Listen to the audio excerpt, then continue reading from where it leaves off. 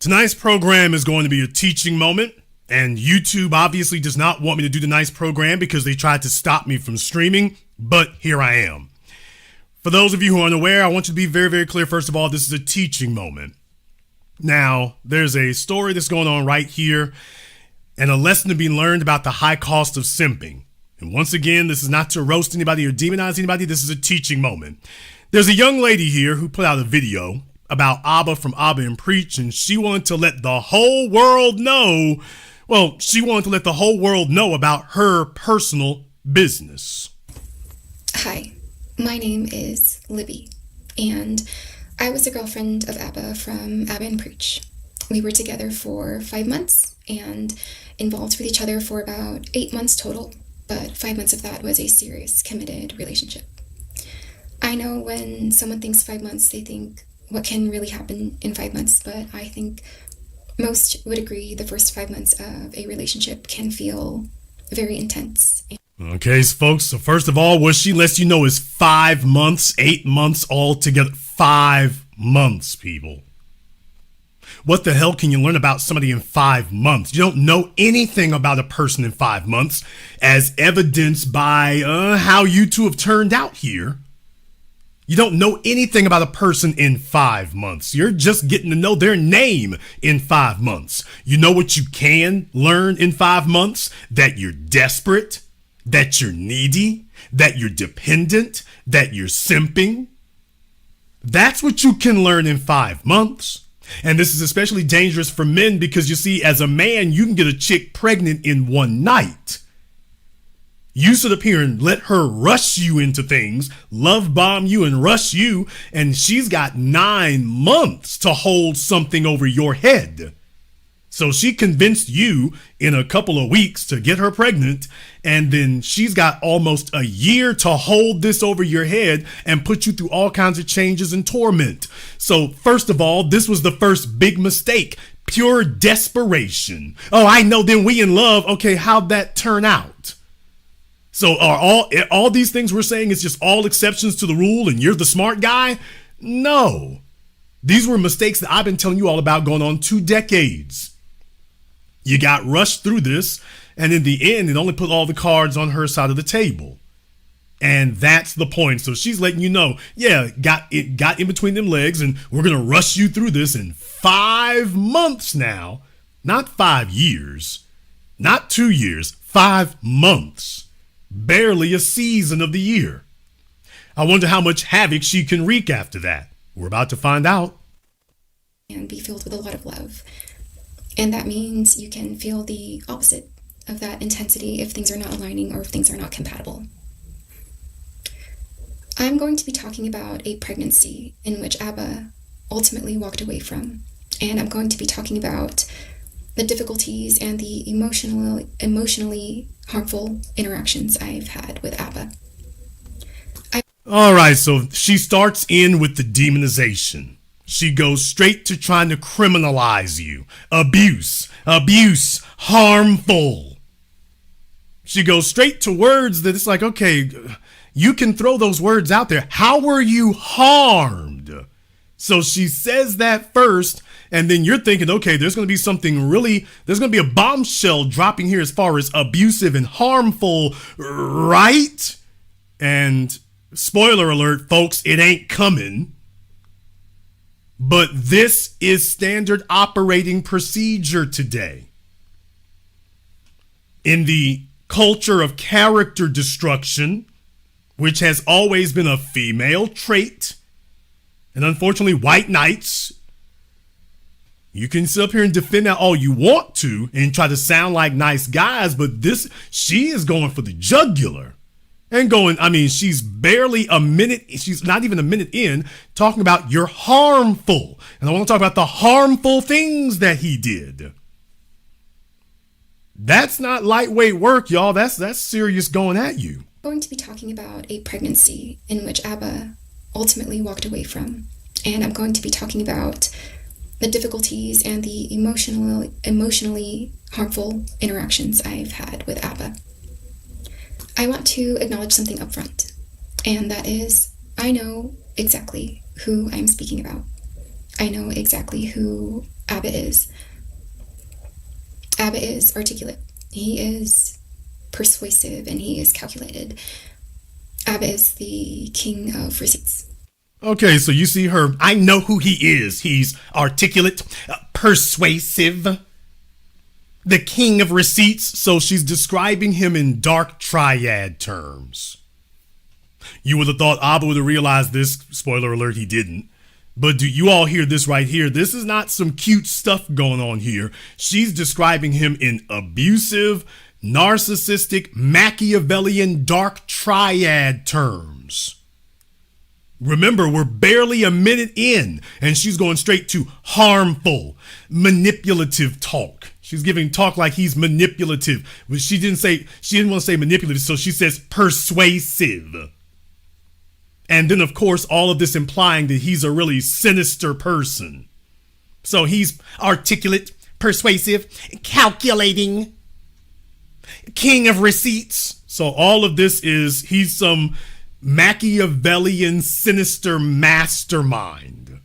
And that you just think he's a good person, and you all just need to understand he's a bad person. So this is the chick. I mean, we're barely a minute in, and this is how she's going at you, man.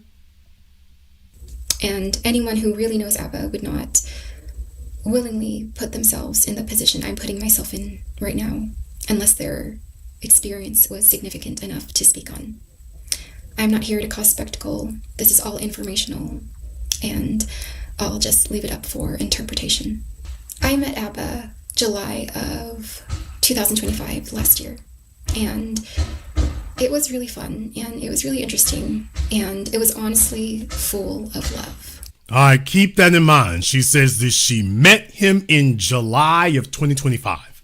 So, folks, it hasn't even been a year. What? Oh, I just want you to understand, she didn't meet him a year ago yet. It hasn't even been a whole year since they met yet. So you want to talk about speed running through things. All right. It was really fun, and it was really interesting, and it was honestly full of love. 4 months into the relationship, I start to see incompatibilities and inconsistencies that made me question the relationship. And okay, so she's saying after 4 months, it was all full of love until the 4-month mark. Then she turns around and says, well, but I saw things that were inconsistencies. Wait a minute, was it full of love or were there inconsistencies? Can you choose which lie you're going to tell? Because at the end of the day, if you got pregnant, obviously there must have been something you liked, and I suspect I know what it was, just not what he thought it was. And to this day, he still thinks it's something it isn't. Don't worry, we're going to get to that no other YouTubers touched on. We're going to get to that here tonight as well, so I want you all to go ahead and clock in and lock in. YouTube was trying to stop the program here tonight. They were trying to stop the program. They gloriously failed. So thank you all very much for your presence. For those of you who are showing up, you'll get the definitive analysis from the School of Power Dynamics. So she's going with the demonization. She knows she's trying to find out something really bad to pin on him and something really bad to smear him with. But at the same time, she's saying that, by the way, I speed ran through this as quickly as I possibly could. So, and if y'all are thinking she could have been a stand-in for Michael Jackson, what? I mean, just saying, nothing like that. You know, I'm not going there with it. But in any case, yeah, she's letting you know that within 4, she fell in love immediately. Well, there was I'm sorry, she didn't say she fell in love. She said there was a lot of love. So she's trying to rationalize and explain away how it is she got so pregnant so quickly. Because, I mean, we are on full Project Hood Rat timeline is what we're on. So what was your real angle, ma'am? Stay tuned, sports fans. You'll find out.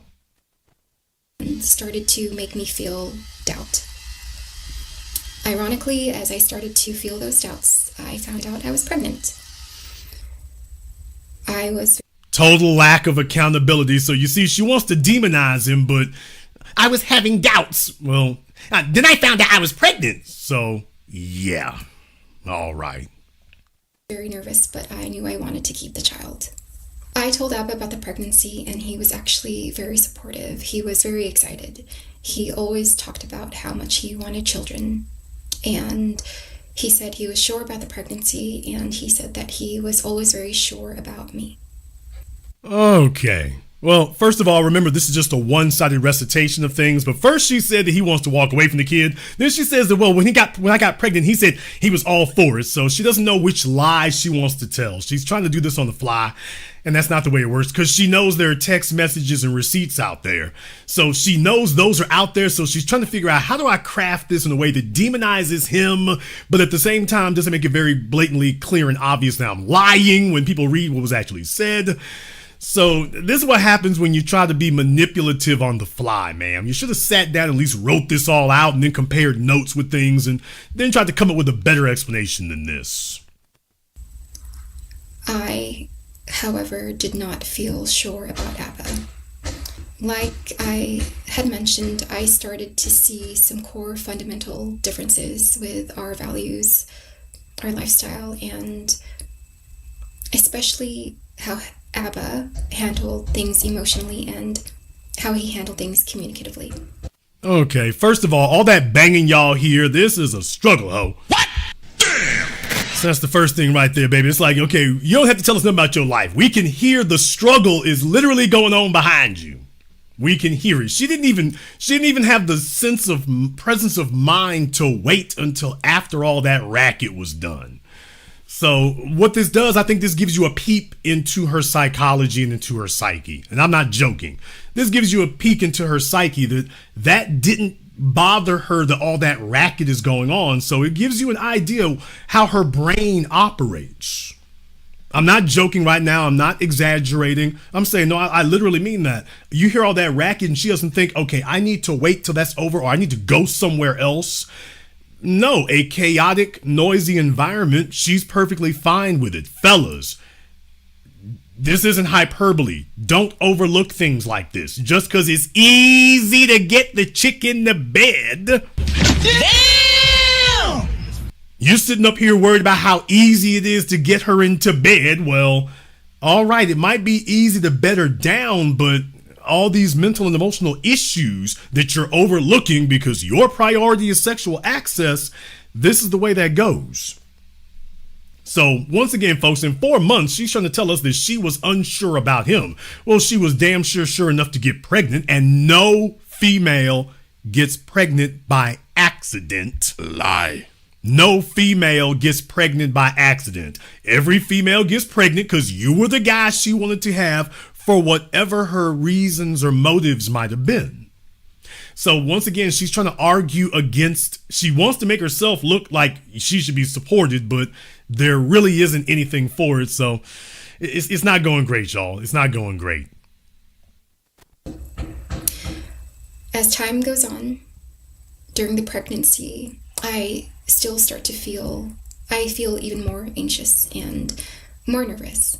And I think I start to confuse my anxiousness with being with ABBA or moving forward with ABBA with my confusion and anxiousness with the pregnancy and if I wanted to continue the pregnancy or not. All right, so there's your control mechanism right there. She has something that ABBA wants. He's already expressed that that's what he wants and that she's got what he wants. But then she's like, I just don't know about you. So I have what you want. But I'm trying to see if I can figure out a way to separate you from it. So there goes your control/punishment mechanism. Let's see if she gets to work trying to leverage that control punishment mechanism. And terminating the pregnancy was never in the question. It was something I never wanted to do. And yet, what did she end up doing? So she's going to sit up and say, I never wanted an abortion, never wanted to terminate the pregnancy, never wanted that. Okay, if that's not what you wanted, then ultimately, what did you end up doing then? If I wanted to continue the pregnancy or not. And terminating the pregnancy was never in the question. It was something I never wanted to do. But as time kept going in the relationship, I still felt like it was pretty rocky. And I talked to ABBA and I said, maybe an abortion is something we should do, even if that isn't what I wanted at all. Okay, so now she's saying that the abortion was his idea. So once again, the sinister, demonization here. An abortion. I never wanted that. That was never what I thought here. Then he said it. Okay. I wonder if her messages and whatnot will uphold that, or if it turns out that she's kind of just making this up and fabricating it. And Abba was not happy with it. Abba was quite disappointed, and he tried to support the decision as much as he could, but you can tell that he was struggling with it a little bit. We make our first appointment for the abortion, and Abba visits me to be there for me, and we don't go through with it that day. And when he leaves, I make another appointment, and I cancel that one. And I think okay, and just to narrow this down here, because I listened to her video, then I listened to his response, and he said that he lives on the East Coast and she lives on the West Coast, and that he had gone all the way out there for her, thinking that was going to go down, and then after he gets out there, she doesn't do it. So you know that she's not mentioning this super long distance relationship that they had, apparently. So that context is missing from her explanation. He fills in some of those gaps. But just to let you know, according to him, yeah, he had to go all the way to the other side of the United States, and then she doesn't go through with it. So there's that. Me to be there for me, and we don't go through with it that day. And when he leaves, I make another appointment, and I cancel that one. And I think in total I canceled 3 abortion appointments. And I think, maybe I should give it more time and see if my feelings change. And so I set an appointment for after the trip I had planned to Montreal.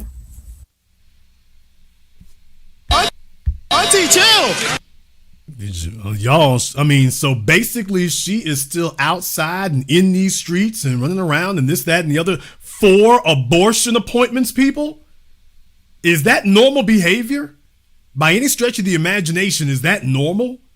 4 abortion appointments, and she flakes on all 4 of them? Now, is this a woman trying to resolve an issue, or is this a woman who feels that she's got leverage and she's holding on to that leverage and yanking his chain, and if she doesn't like what she hears, I'll abort the kid, and if she still doesn't like it, okay, I'll keep the child? Come on now, is this a person trying to resolve an issue, or is this obviously 4? These are 4 appointments you've heard about so far. She's not done yet. And then she said, you know what? I've decided that this will wait until after I'm back from Montreal. Oh, please. Okay, folks, is that normal behavior, or is this somebody who's got a control freakism about them?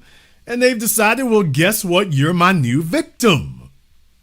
Oh, I was concerned about an abortion. Now I wanted to rush it. Now I'm so laid back about it. You know what? Let me go to Montreal and I'll figure this out when I come back. Come on now. Add that up. What does that sound like? To visit Abba. I visit Abba in Montreal, and we get into our biggest fight. And this was a real turning point for me. And I know it's hard to imagine Abba upset, but he does get there.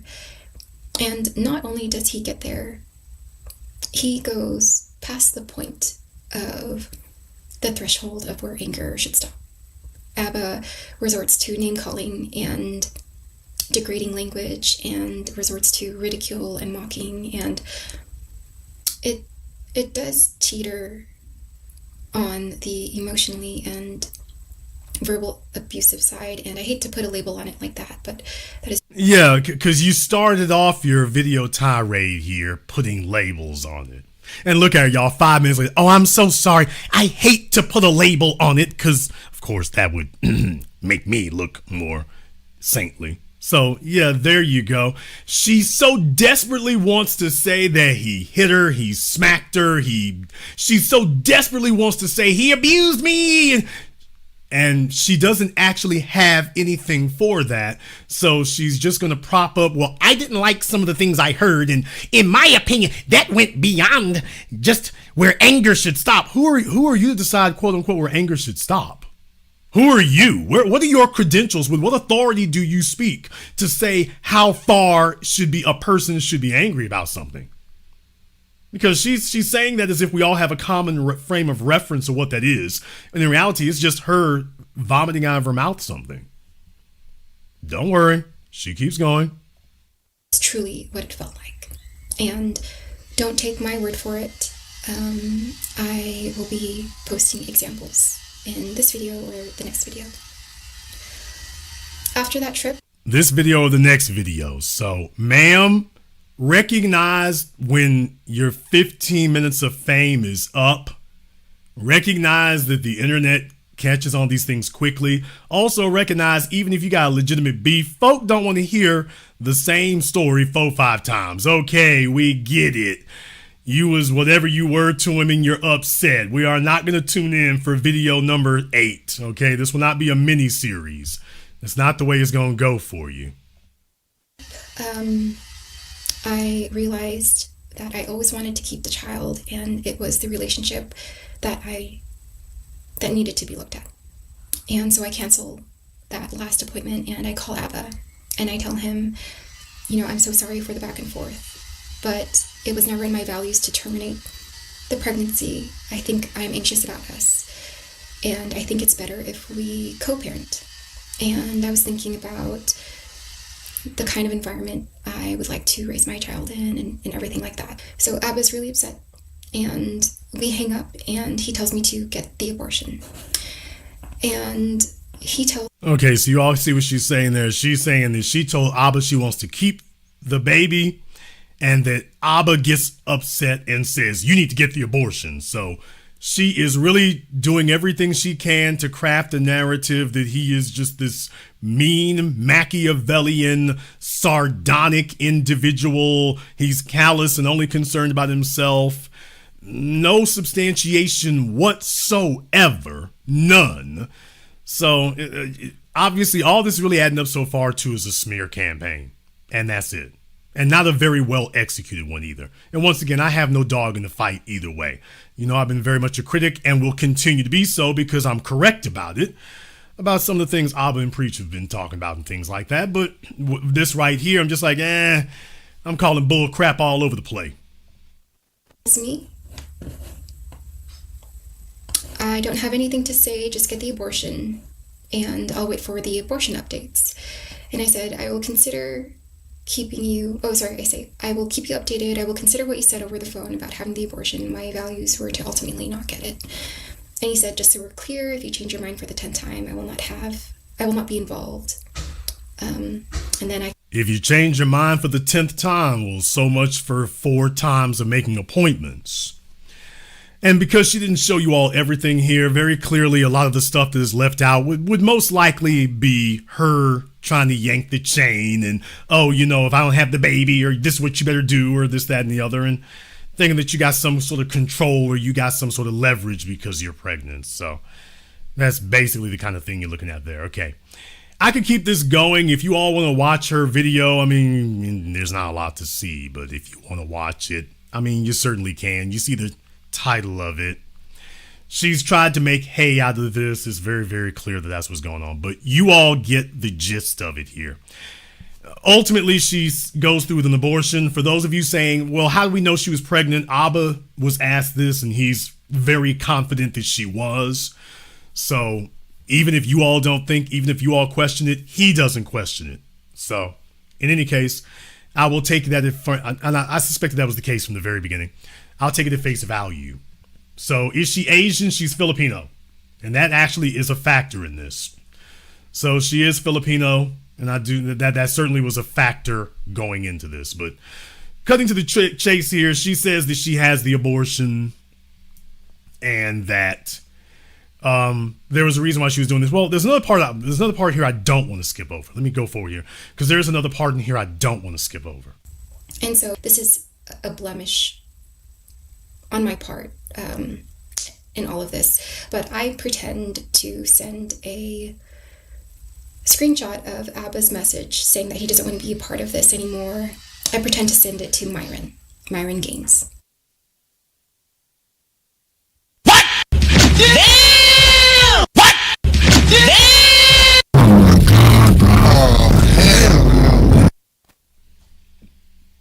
4 months before you get her pregnant. We in love. You know a person in 4 months. Yeah, I know it sounds like 4 months isn't very long to know somebody, but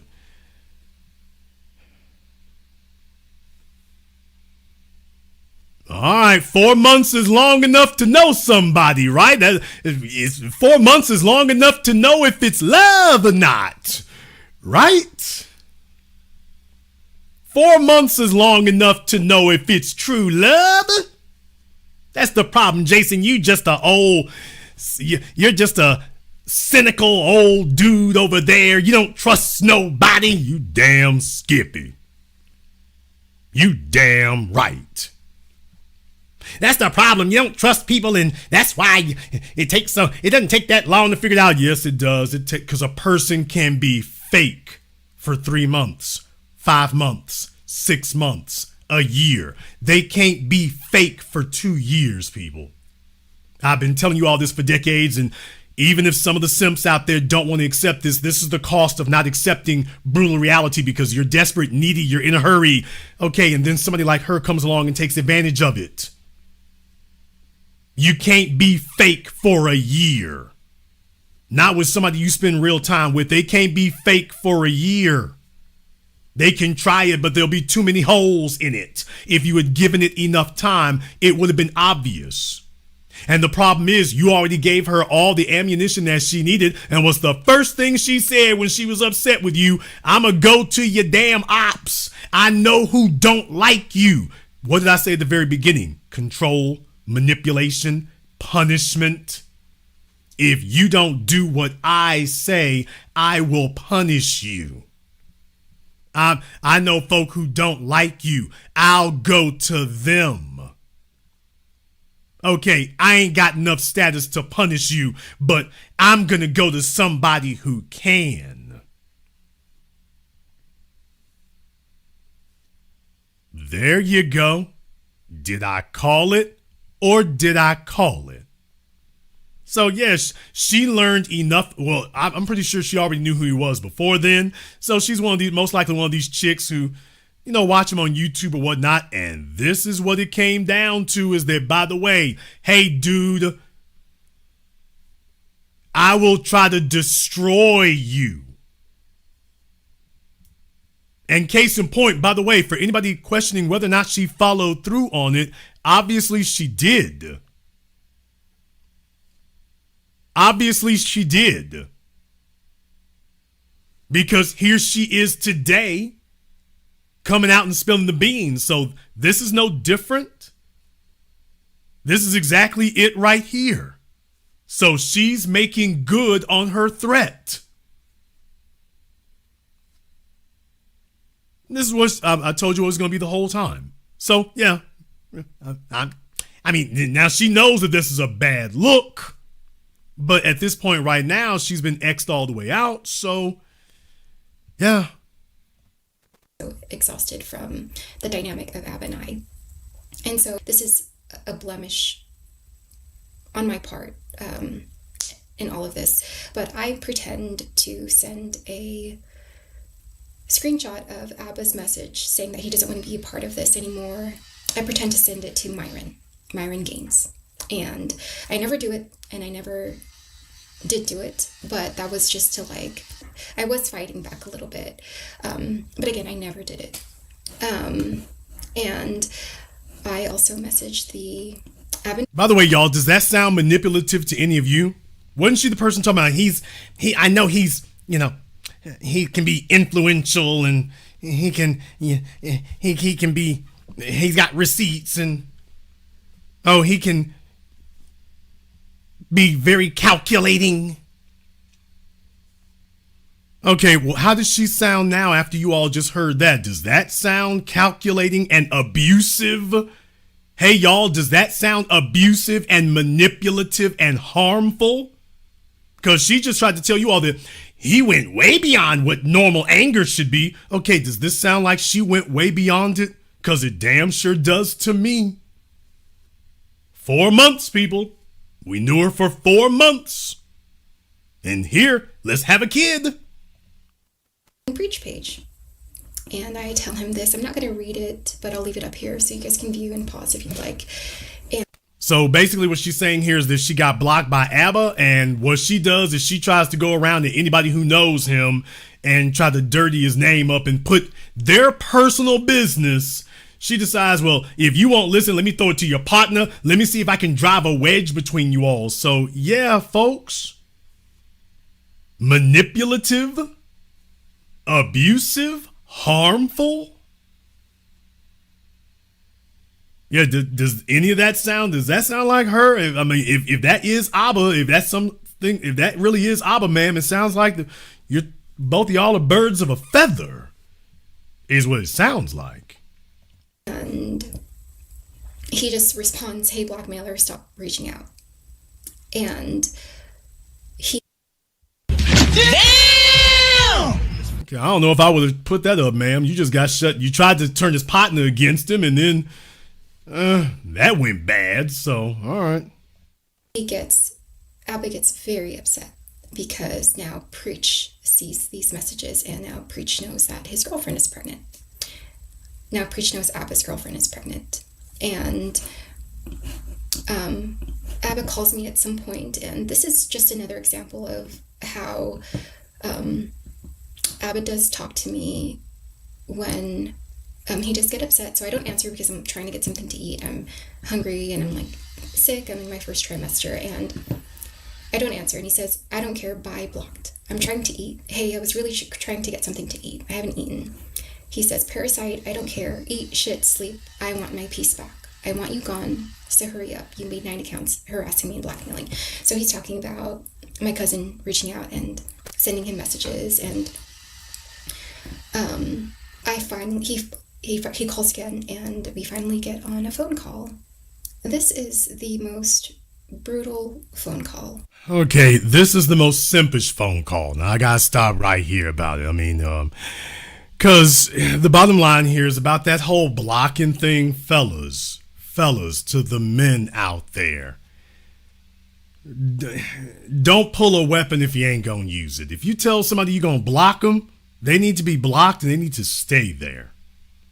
So you got two people here. For anybody who thought I was not going to be objective, take a look at the mentality between the two of them. Do this or that, I'm going to block you. So everything's about trying to get the upper hand and manipulate and get control of somebody else and trigger them and push them into something here. Come on, man. This isn't near about mature, man. This isn't near about mature here. On both their parts. On this part right here. On both of them. What are we doing, man? What is this, middle school? So she's trying to push your buttons. You're trying to push hers. Both of you trying to force somebody to do something here, or there's going to be a punishment mechanism. It's just like, okay, man, look, if you're done, you're supposed to be done. But it does give you an insight into things, into the psyche of folks when you see that kind of behavior. And I'm seeing that from both of them. No wonder you two were attracted to each other, which is great and fine and wonderful. That can work there. If you could be trusted to have sex with her and send her home. And deal with it. All of that would be okay and fine and would be perfectly tolerable if you could have been trusted to simply lay on top of the broad and send her back home. You can lay up with crazy, you can lay up with temperamental, you can lay up with silly, you can lay up with immature. Just don't give them the ability to force their way to graft themselves onto your life. And that didn't happen here. So this is what happens when desperate and needy starts chasing desperate and needy. They kind of just start wrangling each other up, which is what occurred. I know that hurt some folks' feelings when I said that. It's like, okay, if it hits a little too close to home, so be it. But by the way, it's not accidental. And it does reflect everything that I had mentioned before, that it was verbal and emotionally abusive and contain a lot of dehumanizing language and degrading language. And I actually have the phone call right here. but I cannot play it because Abba can file legal action against me. And in this phone call, he also says, I will never meet the baby. I will never look at the baby in the face. I will never know its name. And if I do, I will make sure to tell them that their mother was disgusting and horrible.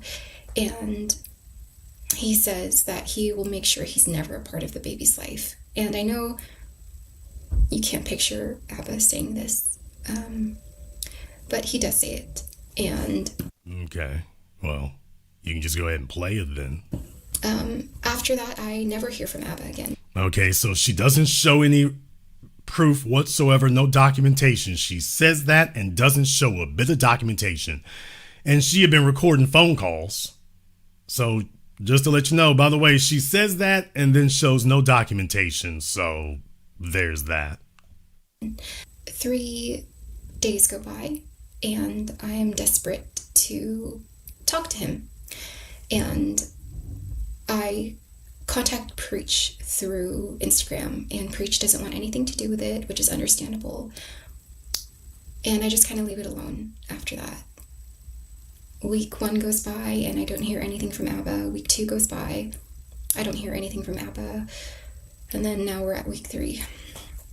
And I know that 3 weeks doesn't seem like a long time, but when you're 3 weeks is standard you're rebound time. For those of you who didn't know anything, by the way, for those of you from high school on, 3 weeks is standard rebound time. Especially in these very volatile relationships where they're emotionally flogging each other, 3 weeks is usual rebound time. And folks are holding out to see who's going to break first. And usually once you get between 2 to 3 weeks, that's standard, standard rebound time, definitely within year 1.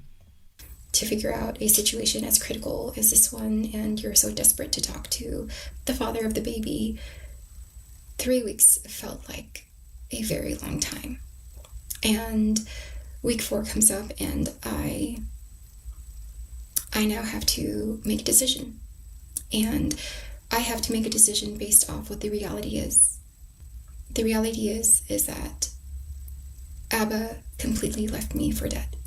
And Abba walked out on the pregnancy, and he is now absent from this entire thing.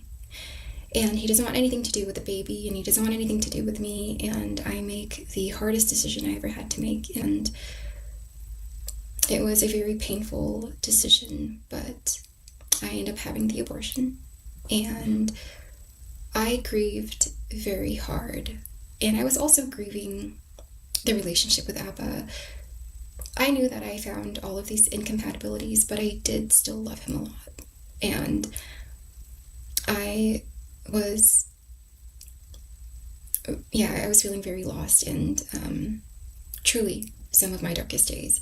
And I think Abba will never get a hold of me again, and he really doesn't care to reach out, but he does. So a week after the Did I call it? Or did I call it? abortion, I hear from him on Instagram. And this is what he says. He says, for me to plan things, I need clarity on a few things, whether you intend to continue the pregnancy and what level of involvement you foresee for me. I should be clear that I still have no plans to co-parent. I'm not messaging to discuss the relationship or here to argue, just the above. And he is messaging me a lot, and it's because I mean a whole lot. Damn! Okay, folks. So, this is a teaching moment about simping. This is a teaching moment about that. And that's the point that I'm making here, is that you can't be taken seriously if you don't put your foot down. As a man, you have to put your foot down, and it's got to be what it's going to be, and let the chips fall where they may after that. You do not get credibility if you say, hey, if you cross this line, ABC is going to happen, and then they keep crossing the line and ABC never happens. There's the problem. And when you have similar personalities that their goal is to agitate and irritate, and everything is a control mechanism, nothing is ever written in stone. Nothing is ever permanent. Nothing is ever consequential. So the person doesn't believe you, and they keep crossing boundaries because there aren't actually any boundaries. There's just your agitation about it. So the point here, fellas, is, well, I just tell you, 2 or 3 weeks, that's about how far folks usually make it to this rebound thing and these volatile relationships. And sure enough, I mean, it's just what it is. So this is a teaching moment. This is not a roasting program. I'm teaching you all something. This is not hyperbole. This is, folks, this is a tale as old as time. This is standard operating procedure. This is typical. It's typical. And so as you see, they keep circling around and whatnot, but they're circling around for who can get the upper hand. And it always turns out the same way. Once somebody's got the upper hand, they're going to have a phone call. So the hey boo message, you get the hey boo message, and then next thing you know, you're talking again. So all of your talk about you're blocked, I don't want to hear from you anymore, I want my peace, all this stuff, that's like, okay, we've gone ahead and debunked that. And there's the problem. There's no way in the world you can have her respect when she knows that she can cross every boundary and you're going to accept it. Then once she did the thing about, I'm gonna send it to Myron, that right there should have been the ultimate deal breaker on top of everything else. But it wasn't.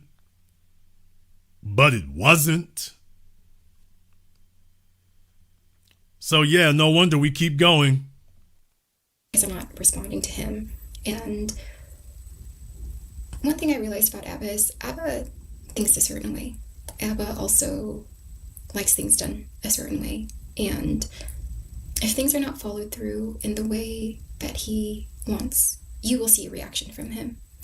And, this is one of those times, like, I'm not responding and he is insulting me, saying I'm doing all these things and I'm not doing those things, and I'm like, I'm not going to engage with this type of communication, but he does lash out. And I thought about the pregnancy, and I thought, Abba never cared about the child. He only cared about, this dream that he had. But that's not really how it works. We both have this responsibility, and I didn't do it the way he pictured it. And I can understand that also, but, this is so far removed from what he would support on his channel and promote on his channel. And okay, so basically at this point here, she's about to wrap it up, but she's making it clear that the entire purpose of her making this video is to attack his credibility with his audience, to attack his online vocation, to try to undermine and destroy his reputation among his audience. Fine, I don't have a weapon to hit you with directly. Let me see if I can find something you do care about. Since you don't care enough about me to bend to my will, or at least to keep playing this game the way she was doing it. Okay, let me see if I can hurt something you do care about, since I don't really have a way of going at you directly. Since you've disarmed me there, I don't have a weapon anymore for that. Let me go at you with something you really care about. So you see this with females all the time, particularly men of a certain socioeconomic status. A little broke dude, that's one thing. He doesn't have a reputation to destroy. But for men who do gain some sort of prominence or recognition, notice that'll be one of the first weapons that they try to go after you with. That right there. And there's a bunch of lawyers out there, and as we just saw with Stephon Diggs, there's a bunch of prosecutors. What? A bunch of weenie boy prosecutors who never did anything in their lives. So any 2-bit tramp who comes along, they'll come and make a completely frivolous case that they'll waste the court's time with. Because you have to understand, most prosecutors ain't worth a damn. They never accomplish anything in life. So when they see men who have, understand, they are outrageously jealous. They are sick and eaten alive with jealousy. So this chick here thought she could do the same thing. Now, first of all, let me go ahead and cover some basics here. I mean, if you see them big eyes, damn! I have warned you all forever and ever about a chick with big eyes. Yes, sir, and that's exactly the way it is. And no, she's Filipino. For anybody who was wondering what she was, they said she's Filipino. So, okay. But yeah, she got the big eyes, she got the big look for it there and whatnot. So it tells you that the sex was definitely probably dynamite, but okay, have some dynamite sex and then put her on a dynamite plane back to her dynamite house. That's what you do. You have to have the maturity to not get drawn in. Too many fellas, though, they're needy, they're desperate. The simp takes over, and the first chick who rubs his leg and doesn't, strike him as being a typical belligerent female, he just dives in head first. And this is what happens. That's typical simp behavior. Let me leverage my online notoriety. Let me leverage any money that I have. Let me see if I can do that. And I'm just going to wish that things fall into place. And that is not the way it occurs. She saw you coming. She understood, knew what it was. She knew how to play the game. And she knew that you were going to put yourself over a barrel. Now that I've said that to you all, I want to go on to a live stream here that Abba did earlier. There are a lot of things I could touch on. I'm not going to play this whole thing here. I've only got some choice cuts in particular here. I've only got some choice cuts. So for those of you who may be wondering, wow, I wonder if there's somebody who could summarize all of this in a little bit better, succinct package. Look no further. I've gone ahead and done the legwork for you. And when I want you to stay tuned here to the end, not because I'm just trying to string you along, but because I want to show you that for those of you who may be fans, that's fine. You can be a fan if you want to. But there is an irrefutable piece of evidence here that everything that I've said is correct and anything that you heard from them is not correct before this is over. When I say that they're both birds of a feather, oh, I mean it. And before it's over, watching this video here, before it is over, it's going to be proven to you. I just plug in the video a little bit so y'all can see who we're talking about. This is my ex, Libertine Kalina. All right, she's a Filipina, my first, my last. I like you Filipinos. You guys are awesome. You know what I mean? Her family seems really cool, so I'm always say positive things about the people them. But let's take a look. My name is Libby. God damn, what a dramatic ass intro. But that's who she is, okay? Now, I'm not going to spend an hour going over this whole video because I don't think it's really worthwhile. I think the main concern is Abba, you know what I mean? She got some baby mama drama. Is that what people want to know? The allegation essentially is that Abba's like fresh. She got a girl pregnant and he just manipulated or bullied her or whatever. Okay, so basically he does show from the very beginning what he's very sensitive about.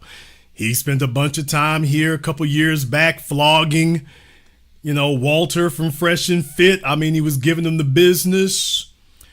And then a couple years later, the pot's calling the kettle black. So he was feeling that right, that he understood from the very beginning, oh man, the Fresh and Fit kids are gonna have a field day. I mean, we'll see how that goes, but he betrays from the beginning that, yeah, he had to take a swig on that one because he's like, I know this is coming. All right, well, take it like a man, bro. Things about the people them. But let's take a look. My name is Libby. God damn, what a dramatic ass intro. But that's who she is, okay? Now, I'm not going to spend an hour going over this whole video because I don't think it's really worthwhile. I think the main concern is Abba, you know what I mean? She got some baby mama drama. Is that what people want to know? The allegation essentially is that Abba's like fresh. She got a girl pregnant and he just manipulated or bullied her or whatever. Or he abandoned. And that can be further from the truth. Could be further from the truth. So we'll get into all of those details, okay? Someone said, oh, Abba, you're sweating right now. To be honest with you, I really don't. I don't live my private life in the heat's on the way that I would be afraid if it came to light. I know someone might think that, but I'm not looking back on all my decisions in this dynamic and going. Okay, well, he spent an hour doing so here. So, yeah, what they say, the heat's on. Okay, he wanted to say there were 3 things in here. 3 things that she promised him. So, I mean, he's been making notes. If you don't believe that he was head over heels, even if she wasn't, if you don't believe that he was, he kept chapter and verse. Presented to me that surprised me in all this was that one, she said she would never quit. She's not a quitter. You know what I mean? So that to me was reassuring because I want to work through problems, want to work through issues, fights, everything. And Okay, let's be very, very clear about something.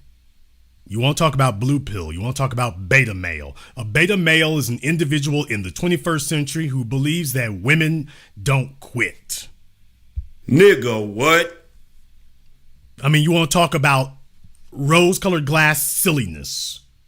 Women are the biggest quitters of all. The marriage rates show you that. Hell, your dating rates show you that. For every male in here, the women brag about breaking up their relationships. They brag about the Dear John letters. They brag about, cheating on you. They brag about it. So for him to hear a female say that in 2025, it hasn't even been a year for him to hear that. And for him, that's very good. Yes.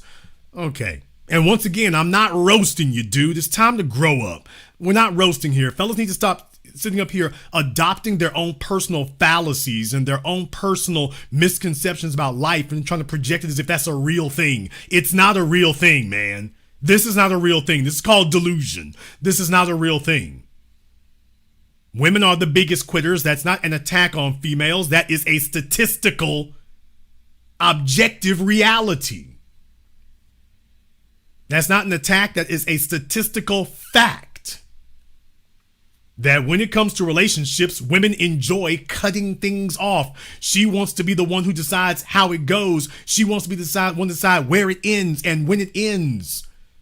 And quitting is the biggest weapon that females have and use. Because a man doesn't get anything, listen carefully for the 15,000th time, a man doesn't get anything in a relationship with a female except the female. Women don't give us money or status. The only thing you get as a man in a relationship with a female is the woman. The woman gets a man and a whole lot more. Which is why they want marriage, because they get more than just a man. They get access, resources, dependability, housekeeping, things fixed, problems solved when you have a competent man. She doesn't just get a man, but for us, all we get is a woman. Okay, well, that's the only thing she has that she can remove or try to punish you with. So when she sees, by the way, when she sees that you are needy, then what's she going to tell you? Oh, I don't quit. I'm not going to leave. I'm not going anywhere. I'm not going to leave. And I'm not going to sit up here and drop you. Because she knows you want to hear that. That's the sweet music to your ears that she knows you want to hear. So as men, you cannot be naive about this. Women are very calculating. They understand it. They're not stupid. When they hear that you're needy, first thing she's going to tell you is, oh, I'll never abandon you. And the first time she doesn't get what she wants, get your ass out of here.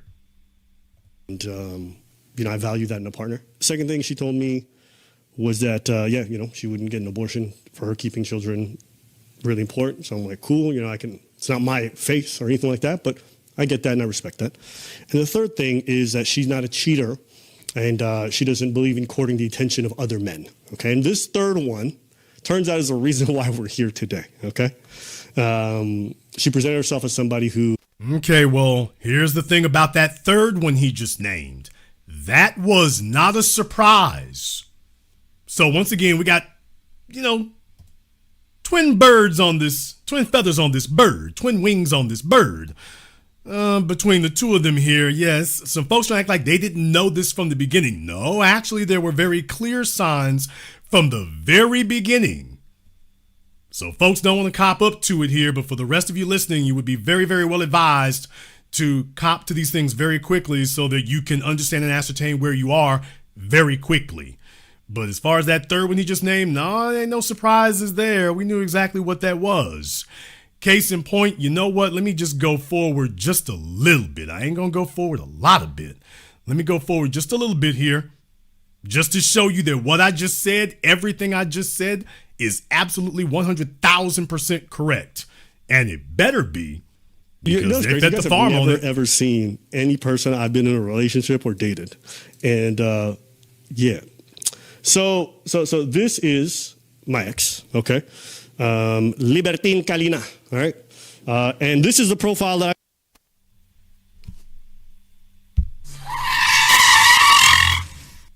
Wait a minute now. Hey, y'all. And this, let me zoom in just a little bit here. Hey, what is that? Do y'all see? Where's the Leo DiCaprio pointing meme? Right there, right there. Hey, y'all. What is that? What is that? Do you all see that right there? I'm asking myself a question here. I'm trying to ask myself a question. I'm trying to ask myself a question of certain careers. What is that? What is that? Oh, y'all, because those look like nurses' scrubs to me. Nigga, what?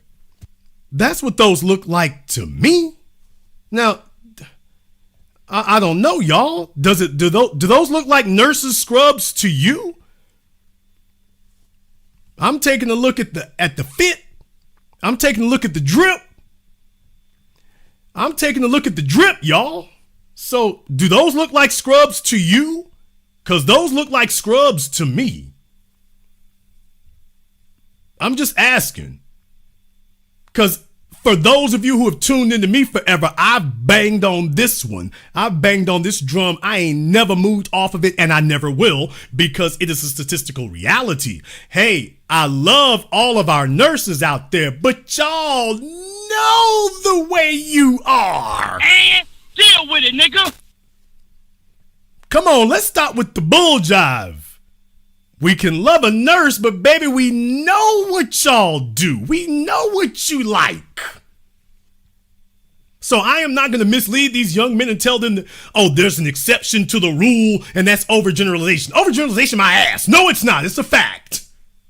It is a fact.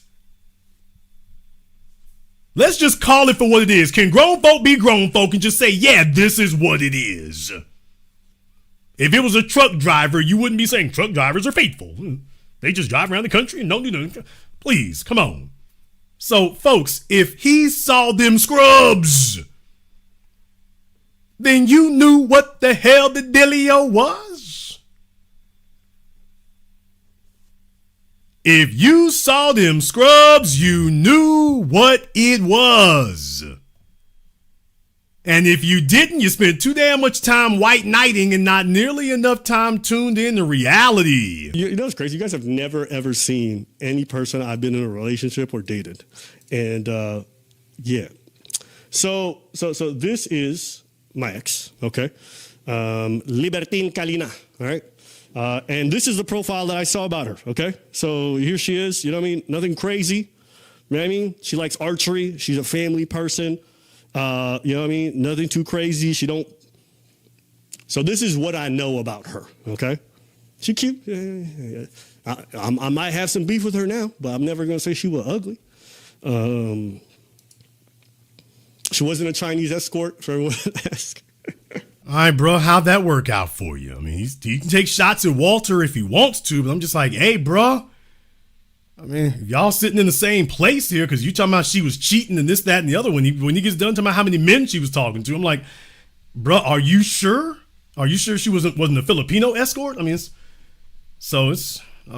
it makes you feel better, all right, bro, but okay. I'm just like, that's not the flex you think it is based on what we seeing, bros. You might want to just go ahead and just keep it just the facts. You might want to just keep it strictly the facts. It ain't funny. So anyways, I thought I was shooting blanks, you know, and we was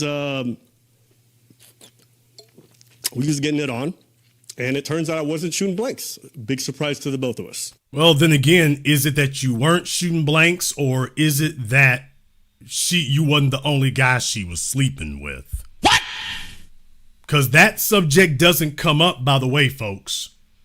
So he says, it's just, I mean, I was shooting blanks. Okay, well, the only other explanation is that she can get pregnant by somebody else. Why is it that's not the subject of conversation? I mean, she was living 3,000 miles away, but I mean, that don't mean she was sleeping with somebody else. Are you sure? Okay. Because there might be, like I say, there may be some very unpleasant possibilities that he's not really wanting to entertain here. So as I tell you all, this is a teaching moment tonight about simping, y'all. It's a teaching moment about simping and the perils thereof.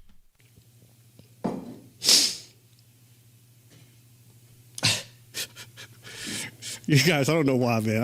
Everyone was messaging me like, Abba, you stressed? I'm like, I'm really not. Okay. So she gets pregnant, and we had a conversation about it. And initially, she's like, okay, we'll do this. And this is the only time that she ever told me she wanted to have a kid. And when she told me that, I said, okay. You know, like I wasn't expecting this, but if this is where it's turning, then I'm going to assume my responsibilities. But yeah, let's do this. Okay, he's talked about everything except the DNA test, y'all. And he's talked about everything except that. So I think there are some lessons to be learned in here. We're going to go ahead and skip forward. Like I said, I'm not going to have y'all listen to the whole thing. There are only some choice cuts. And in particular, I want to just show you that there's some lessons here to learn. One of the things in particular is that he really goes out of his way to try to seem like he's very generous and, you know, very gregarious. Look it up. And to make it seem like, you know, he's trying to be very civil about it. He goes out of his way to try to do that, you know, and that's the thing about it. So I'm going to play a couple of those because some of the things you all heard what she said. Oh, he is persuasive, calculating, harmful, very angry. I mean, extremely angry. I was going to go send his information to Myron. Okay. Now listen to how he responds after you heard all that. Listen to the way in which he characterizes her. As I can be throughout the whole process. I'm not saying nothing because I don't know what it's like to carry a kid. But to be honest with you, it was tough on me. Okay. The same way it was tough on her. I'm not here to villainize her or whatever. All my friends, listen, my friends don't, my friends have nothing nice to say about her. Okay. They say she didn't have, we were pregnant, this is lying, whatever. I don't say any of that. Because I know despite what the fuck she's doing now and all this goofy ass shit, she's not a bad person. At least that's not the experience I had with her. Now, maybe I'm stupid, whatever it is, love struck, whatever you want to say, but I'm just not going to sit here and pretend like she's the demon or whatever. I just think it was a very stressful situation for two people.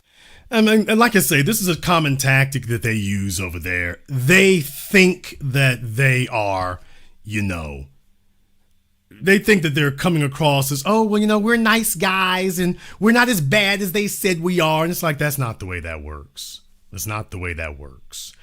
If you do persuade people with it, this isn't the way to do it. When she does something like that, that's not the way to do it. Not at all.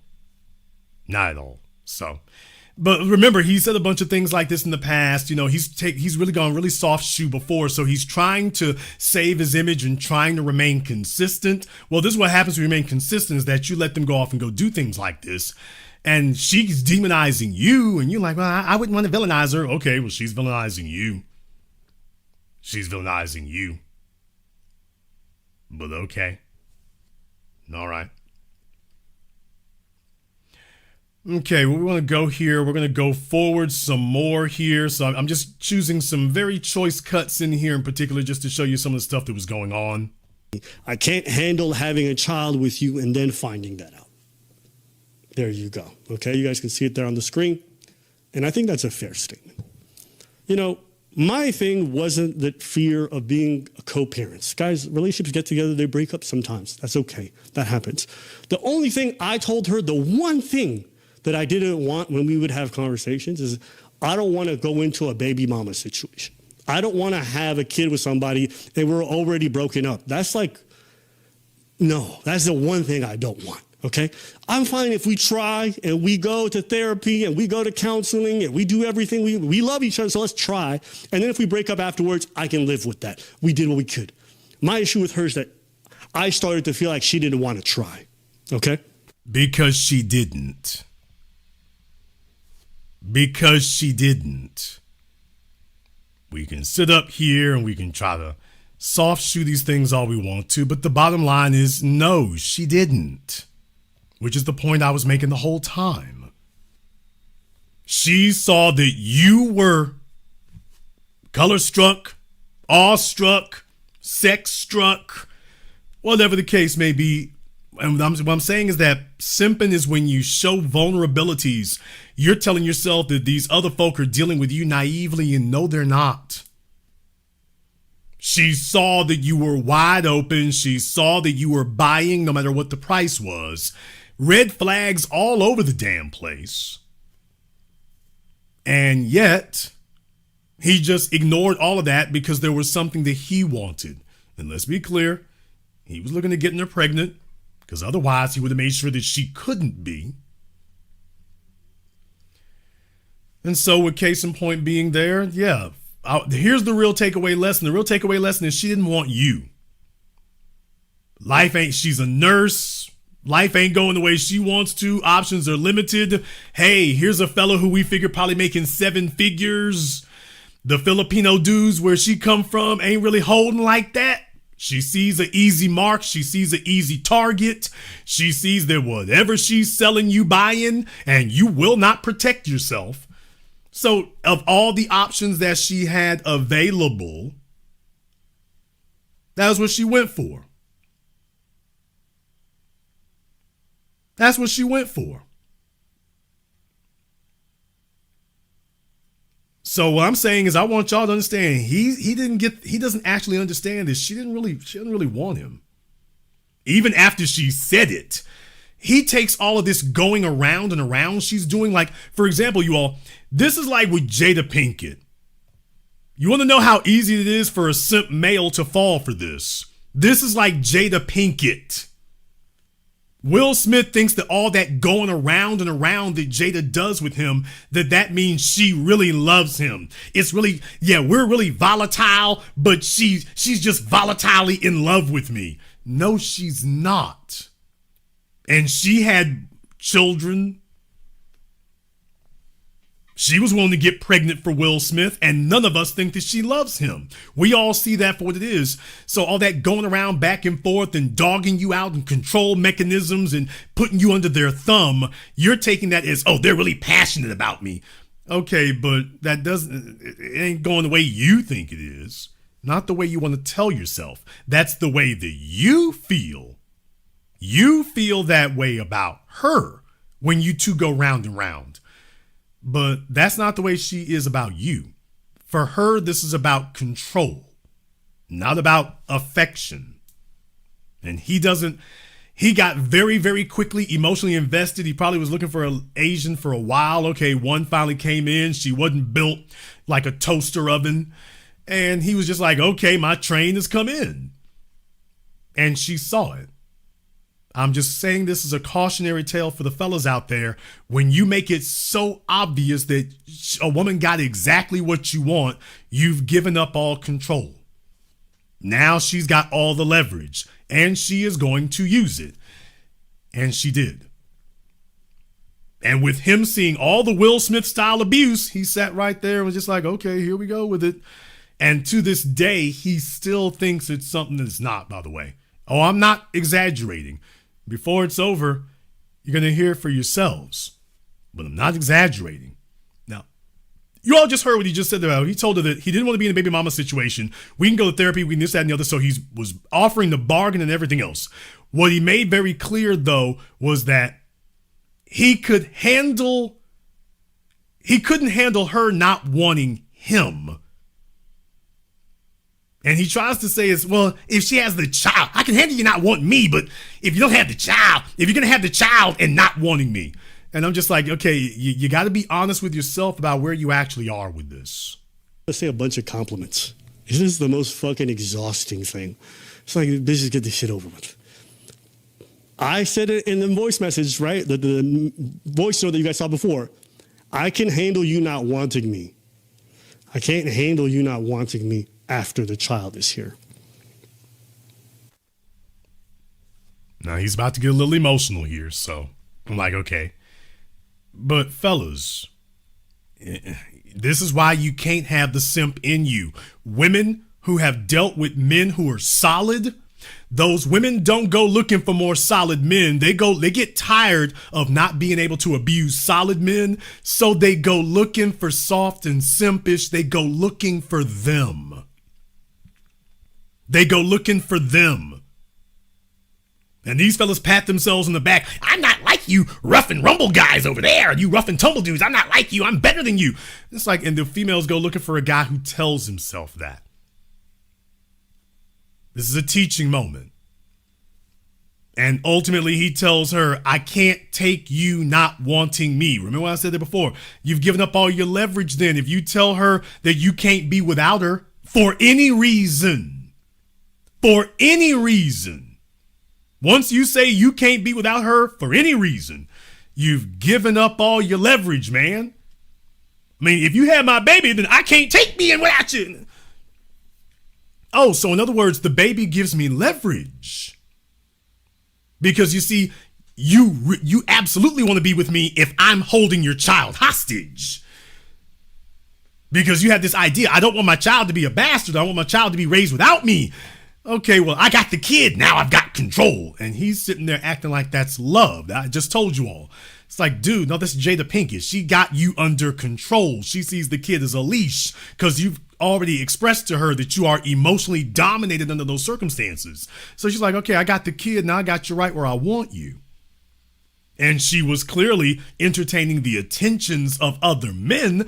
And that's, I find it curiously ominous that the most obvious thing to question would be whether or not that child is actually his. Not whether or not she was pregnant, but whether or not he's actually the father. And now that she's had the abortion, you may never know. But by the way, he's already betraying that he was already emotionally dominated. And it's like, you can't do that. You can't. Let's say a bunch of compliments. This is the most fucking exhausting thing. It's like, bitches, get this shit over with. I said it in the voice message, right? The voice note that you guys saw before. I can handle you not wanting me. I can't handle you not wanting me after the child is here.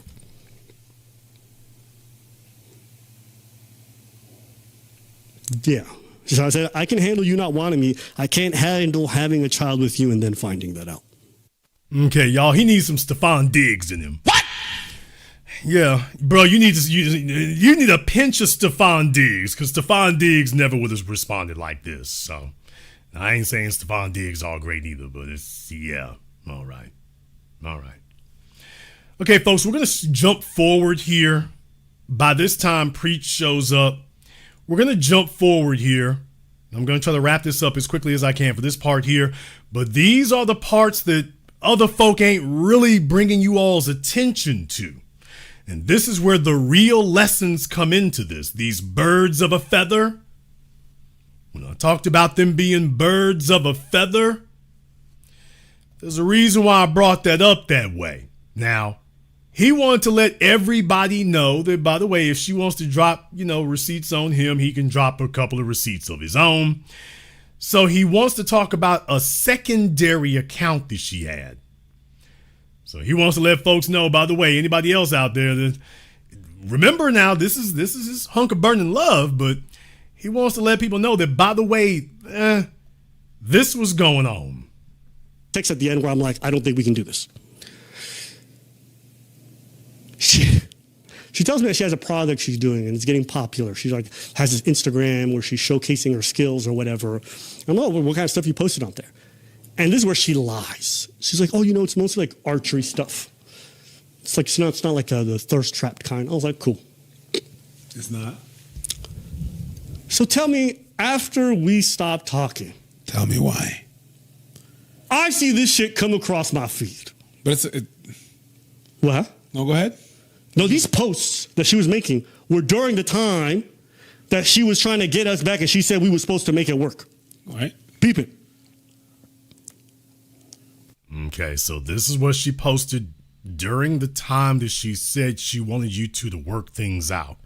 If that was a true statement, I wonder if what you're about to show me confirms that that's true, or whether it confirms that she just wants you to stick around because you probably got the biggest bag of all the males that she's got access to. But in reality, she is very much still weighing her options and seeing who else is going to respond.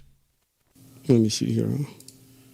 Tell me why ain't nothing but a pray. Tell me why. All right, here it is. Okay, now look at this. That's not her second account. She doesn't have The account Mind you, this account, she never showed me. I'd ask her, she would never show it. She refused. I was like, why are you hiding this account? She's like, I just don't feel comfortable. But she's like, I'm trying things. You don't feel comfortable showing some shit to someone I know why she didn't show me. How'd you find out about the secondary account? What? That's a better question. By the way, how did you find out that she had a secondary account, since she clearly didn't want you to know it was there?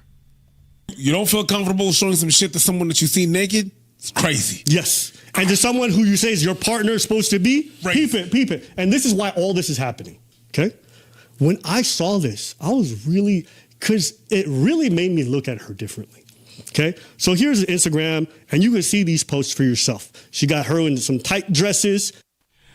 All right, what I'm going to do here is I'm going to go ahead and zoom in a little bit here, because I'm not going to go to the Instagram page myself, but you can take a look on the page here. You can see what she was showing off to the fellas there. So if you want to know what got Abba, it was the same thing that got Walter over there fresh and fit. It's the same thing. I ain't mad at you. The hypocritical part is acting as if there wasn't a very rational explanation for it. That's the hypocritical part for these guys. But it's like, okay, she's showing you what she showed everybody else. It got you on a plane. And the real question, brother, is whether or not you're the only one who got on that plane. What? And I think now he's starting to realize and suspect that he wasn't the only one who got on a plane. I think he's really, really slow to it. And he never comes out and says it, but obviously he's implying it here that, yeah, is already soliciting attention from other men while she's with you. While she's with you, she's soliciting attention from other men, and she's making it nakedly, pardon the expression, obvious. So, yeah, it's a rough time had by all under these circumstances here. But he wanted y'all to know that that's what she was showing off and showing out to other men out there. Obviously, this stuff was posted while they were together. They only met last year in July. So obviously, this is when they were both still together. And he's like, she didn't admit to it till after they, quote, broke up. It's like, no, she was doing this the whole time. This right here on your screen, this was the whole time going on, dude. Yeah, I mean, she wanted to do her gym progress stuff. What was crazy is that she was replying to every dude, liking everything.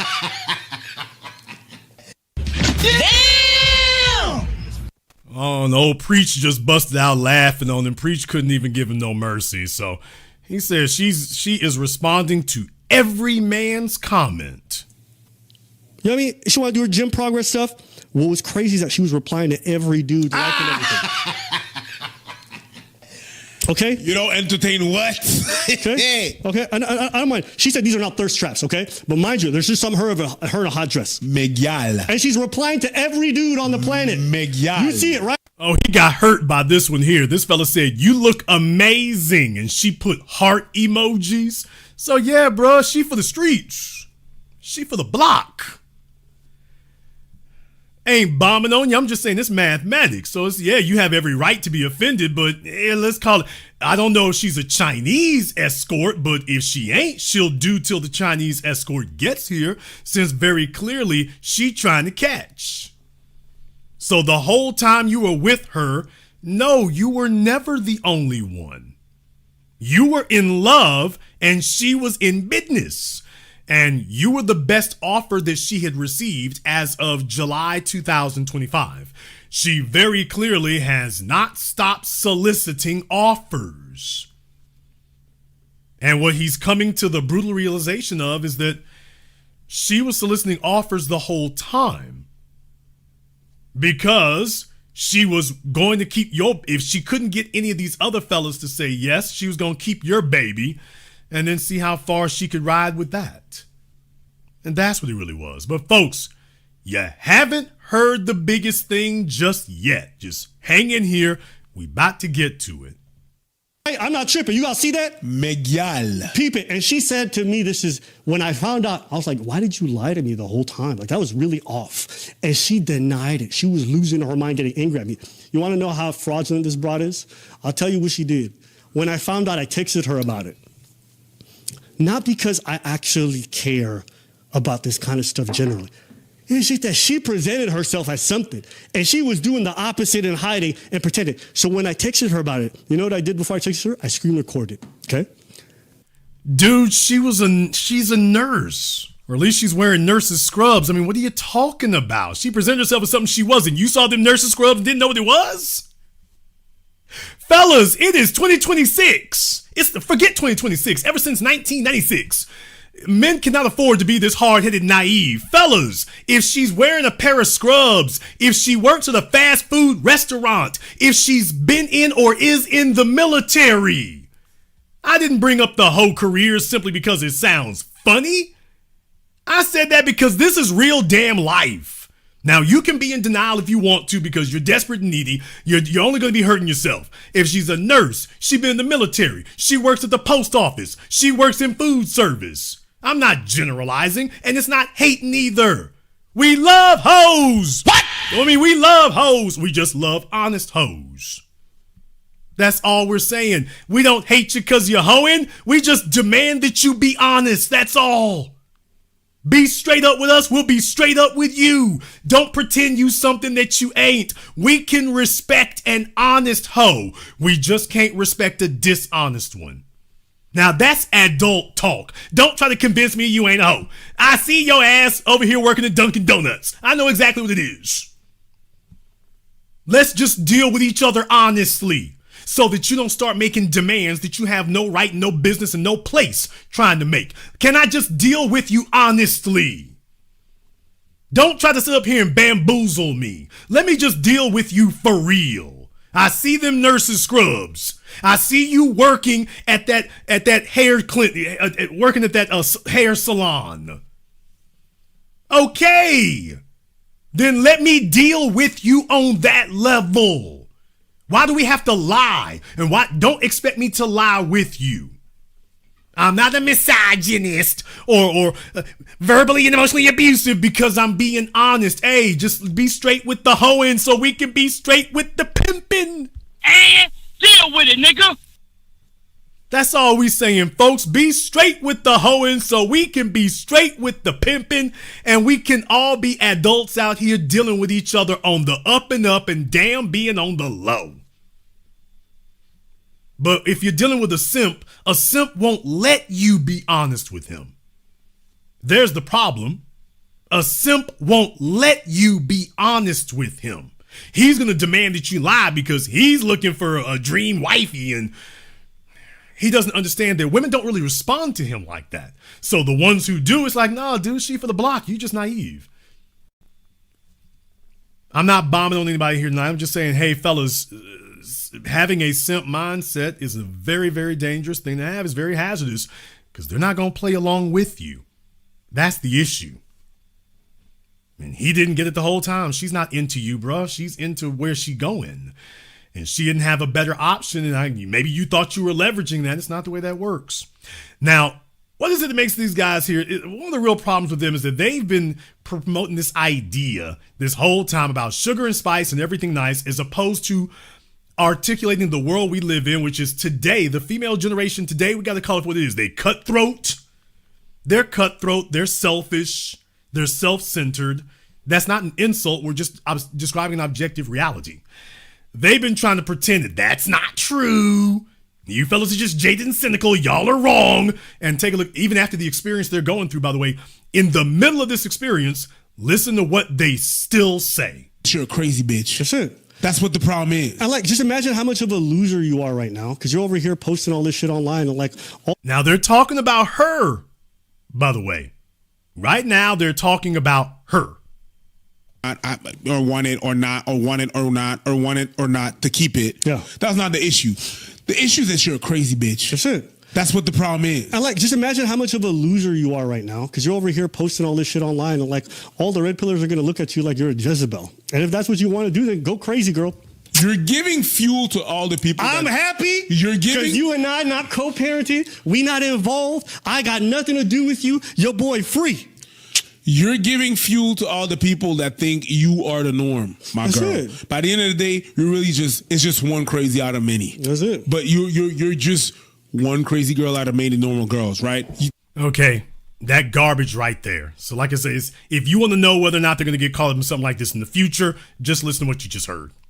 Just sat there and told you that she's different. Folks, you can be willfully ignorant if you want to be. She is not different. She is not the exception. She is the rule. What? Ask any man who's been married. Ask any fellow who's dated more than 5 females. She's not an anomaly. It's not a bunch of... She is the norm. Damn! She's not in nursing school by herself. These chicks ain't in the military by themselves. They ain't working at Dunkin' Donuts by themselves. They're not working on the airline industry by themselves. They're not at the post office by themselves. They're not working at the hair salon by themselves. They're not at Home Depot by themselves. Males don't do themselves any favors whatsoever, feeding themselves a caravan of lies. Let's just be honest about what it is. Anybody who's been to an NBA game knows it. This is not special. She's not unique. She's not uniquely throwed off. She's not uniquely bug-eyed. She's not. These are pleasing little lies that these beta males want to tell themselves because they don't want to have to admit that, yeah, that's just really what it is. They want to believe that there's some perfectly clean, pure, pious chick out there. And what have I told you all since day one? These guys want to believe that there's some good women out there. I'm not making you cynical. I'm just saying, look, this is reality. There are no good girls. And deal with it, nigga. There are no good girls, just varying degrees of bad. No female wants to be a good girl. Every female y'all know has some G-string thong underwear, including some of your grandmamas. What? Every female you know got some slut wear. You are a male in denial if you are sitting up here telling yourself that that's not real. Every female wants to be a bad girl. There are 0 females who want to be a good girl. They don't want to be a nun. They don't want to be polypurebred. Every female wishes she could get that Nicki Minaj energy. That's why they know all of Nicki's songs. You don't know any of Nicki Minaj's songs. Every female you know knows Nicki or Cardi or Rihanna or Beyonce. Every girl wants to be a bad girl. Men sit up and complain about the types of guys that these women gravitate to. And then you sit up here and start lying about what the women really are. No, she is not an exception in a sea of different women. She is one among a sea of an ocean of similar women. She is the rule. And you know what? Let it be what it's gonna be. I'm not going to sit up here and lie to you all because reality is just too dark and devastating and just too oppressive and depressing to deal with. Okay, I'm going to prepare you for the world you are in. There are no good girls. None. Nor do they aspire to be. Yeah, take a look at how they all rallied around Meg The Stallion. There are no good girls. I don't care how Christian she claims to be. I don't care how Muslim she claims to be. What?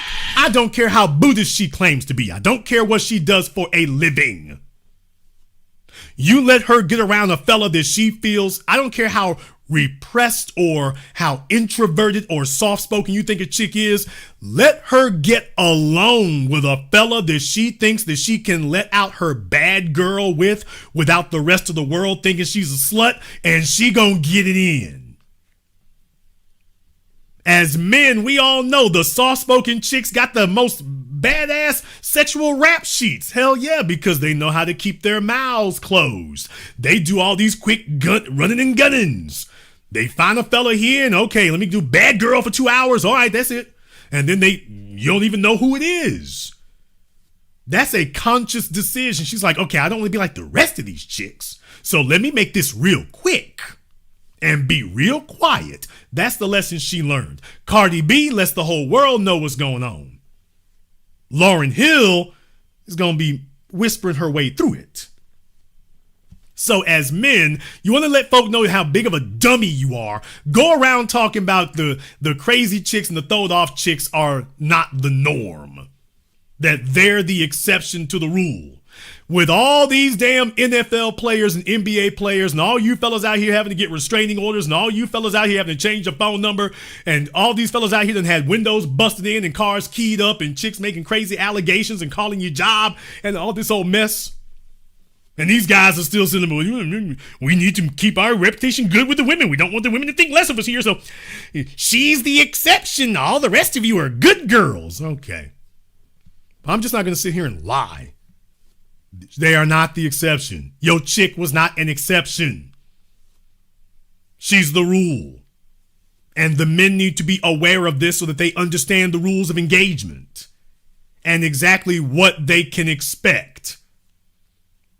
That's the way that you properly talk to people and don't make yourself look ridiculous. Let folk know, hey, I know what the game is. Don't come in here pretending that you are something you are not. I can deal with you for the hoe that you are, but don't come in here pretending that you're something that you're not. All that tells us is the simp is still very much in you. Now, folks, once again, now you heard what they just said. You're a crazy bee and this, that, and the other. So they're really fluctuating between rage and trying to keep up the image that they're unbothered and, just very sorry. He's very sympathetic.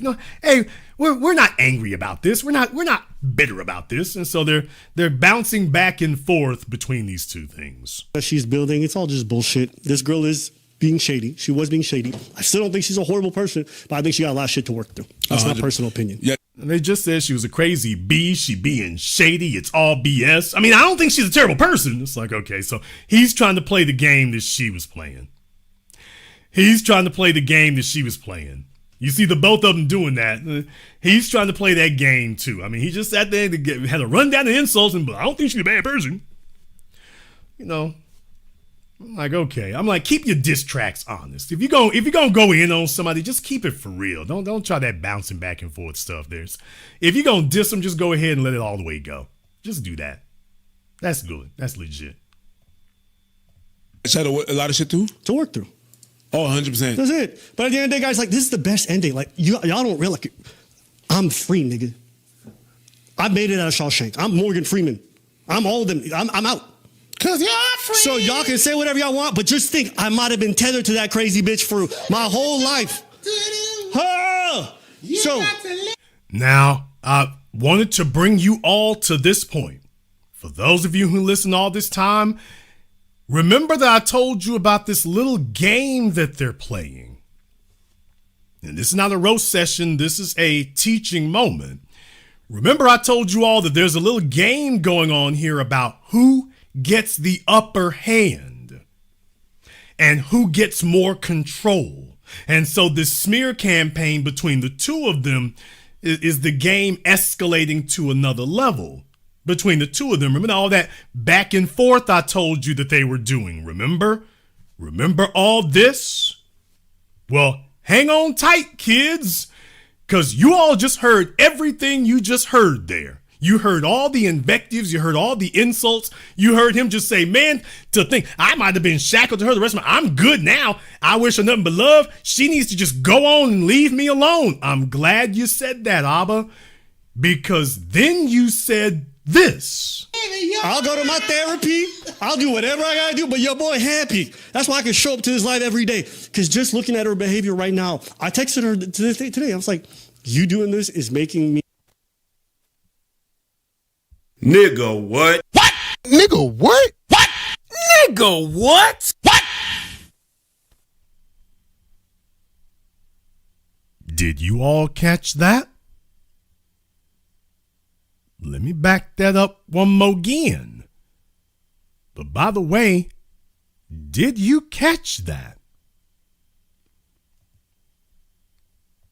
I'll do whatever I gotta do, but your boy happy. That's why I can show up to his life every day. Because just looking at her behavior right now, I texted her today. I was like, oh, did y'all hear that? I text her today. What? Oh yeah, folks, not 3 months ago. I text her today. Today, and this video is only 23 hours old. Yeah, I thought she was blocked. I thought you were done. I thought this was okay. I want y'all to know that, by the way, he let it go because he knows she's going to have the proof that he's still contacting her. But one more thing, for those of you who thought that that this isn't a game where they're going back and forth, if you didn't think that he is still on her leash, I'll do whatever I gotta do, but your boy happy. That's why I can show up to his live every day. Because just looking at her behavior right now, I texted her today. I was like, you doing this is making me so grateful that we're here right now. Because the opposite end is, bitch, I might have been with you. Yep. I get to have a chance to be happy. And where did she reply? Oh, she tried to pretend like she wasn't bothered. She's like, all right, well, I'll do my other video. I'm like, do whatever you Do got. your videos. You look stupid. I'm not stressing. she tried to pretend she wasn't bothered. Why do you want her to be bothered? Why do you care that she is bothered? Why would you be concerned about that? I thought we got around the pregnancy scare. I thought we're so grateful and so happy. Bruh, if this is grateful and happy, I would hate to see sad and miserable. So for those of you who stuck around long enough, did your other YouTubers, by the way, clock you on to, hey, one more thing. Did you notice that right at the end, he says, oh yeah, I'm still in contact with her. As a matter of fact, I texted her today. She didn't contact him. She comes out, she makes her little hit piece on him, and he responds. Genuine. Exactly the way he's been responding the whole time. So when you take a look at the title of the program, where I said that Simping nearly destroyed Abba and he's not done yet, I do not say this to attack him. I say this as a cautionary tale to all the other fellas out there. For you fellas who think that this game where you get a crazy chick and she's dynamite in bed and, she's liquid lava in bed, and then you get wrapped up in this psychosocial relationship where you're both trying to dominate each other and both trying to spark each other, and it's all passion and making up and breaking up and all this old garbage right here, and then it breaks down eventually into emotional warfare. And then social warfare, and in some cases, physical warfare, and away you two keep going. And then it becomes about, let me see who can hurt each other the most and whatnot. But now you're trauma bonding over everything. So just in case any of you were out there trying to make the argument that he was done with it and he was tired and that was through, and that I just wanted to let you know that I started off the program by saying, yeah, I recognize this, and this is a game among certain types of people. You say it's a nasty form of foreplay. What? This is a game among certain types of people. I told you that 2 to 3 week, rebound. I told you that, no, he's in love and she knows it. So while he's trying to present to the rest of the world that he's okay and everything's fine, she's like, I know better. So he's putting out his video, and meanwhile, y'all didn't know that he went and contacted her right back again. So please tell me, what was the point or the benefit of escaping the jaws of the beast and talking about all this stuff that you learned and all these things about her secondary account and all this that you found out? What is the point of all that if this is all you're going to do with it? Oh, well, I don't wish her any bad. I know you don't wish her any bad. She came out and made a full frontal assault on you and said, I'm going to go to your opposition. I'm going to go to your arch enemies and give them ammunition against you, which she ultimately did. By the way, which she ultimately did. And let's be honest, Abba's really worried about that because remember they went and talked to the Chinese chick on Fresh and Fit, and he's worried that his girl's about to turn around and do the same thing. He's worried that that's about to happen. And what I'm saying here is for all the men who are listening, First of all, here's the first lesson that you got to learn, dude. First lesson you got to learn is that fellas, recognize when a chick don't really like you. Too many males think that a chick is not going to throw her legs open unless she likes you. And there are a lot of fellas who don't understand. A chick gets in her 30s. If she meets a fella that she knows for a fact, or at least she estimates got to be making 7 figures, she looks around at these other dudes and she's like, hey, ain't none of them going to buy me a Maybach. Ain't none of them going to buy me a Bentley. Well, let me go ahead and hang on to this YouTuber over here. I'm just a Filipino nurse. Let me get this YouTuber over here. And if I hang on to him long enough, let me see if I can shake a Rolls Royce out of him. And the bottom line is no disrespect, but the bottom line is that y'all didn't understand chicks like that don't go for dudes like you. That's not an insult. I'm not attacking anything. I'm just saying these fellas got took in because they refuse to understand. She knows the kind of responses that she gets on social media. She knows what them dudes are offering. She knows what the hell is in her DMs. She knows what they throwing out there. She knows what it is. And you know the responses that she gets. Okay, well, so does she. And she takes, just imagine all the other guys that she gets in her DMs. She's obviously working the Instagram, circuit. She's obviously doing that. And yeah, she's getting responses. She's getting play. You're not the only one in the arena. Chicks who get attention like this don't go for dudes like you. No disrespect. No diss. I'm not dissing anybody right now. I'm just saying, hey, chicks like that don't go for dudes like you. They got an agenda. And they know that what he doesn't understand is that she was love bombing the hell out of him. That's what he don't get. He thinks that 4-month romance was that he was just a fly dude. He tells himself he's just a fly dude and he got YouTube swag. He doesn't understand, dude, you're like an NBA player. They're looking for a low-hanging fruit, and there you were. There you were. It doesn't matter if you don't believe in alpha-beta ideology. Alpha-beta ideology obviously believes in you. And deal with it, nigga. And that's the bottom line. The lesson that he hasn't learned from all of this is that despite all the nonsense that you spout on a daily basis, you just prove that they are all like this. They're all like this. You want to tell yourself it's just NBA players. Fellas, if you are a fella making mid-6 figures or God forbid 7 figures, this is the norm. There are way more cute chicks, and remember, men have a range, not a type. So that means there's a whole lot more chicks who are sexable. They don't have to be 8s or 10s, but they're good enough. They're good enough for the throwdown. There's a whole lot more of them than there are 7-figure men who are available for all of the sexable females. That's the problem. And with inflation and the price of everything else, there's just too few fellas who can give them that Aston Martin life. And the reality is, if you do not recognize that, they're all like that. They're all on the come up.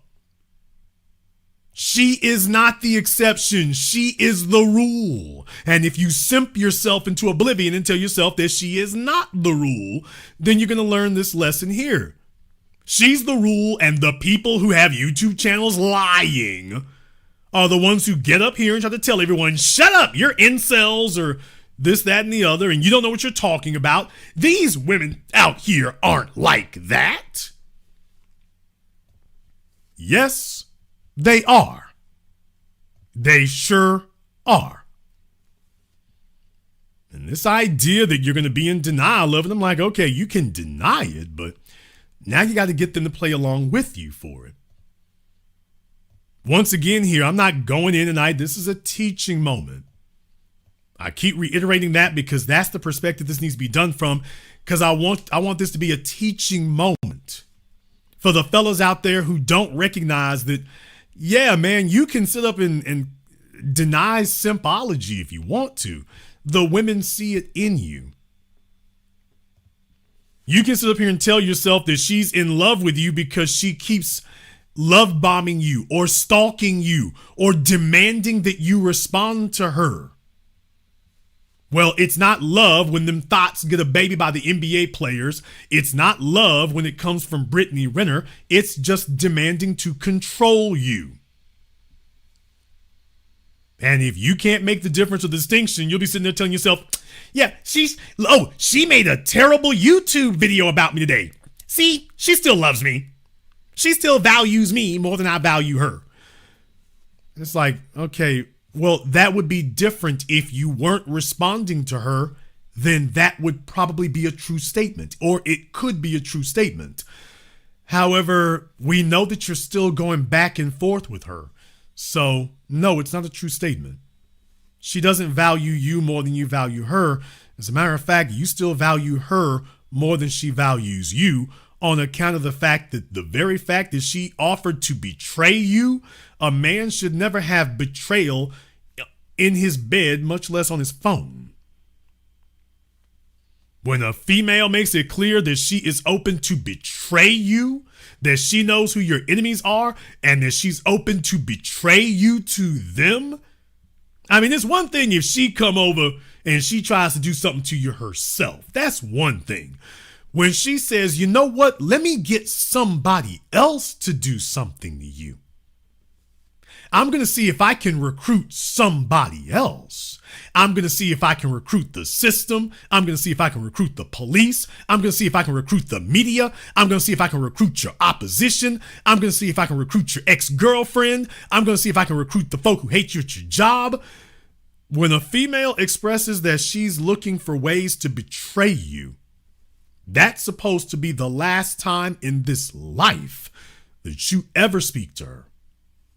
She is never supposed to have contact with you again till the day she's dead. And even after that. Now, that's just simple common sense and self-preservation.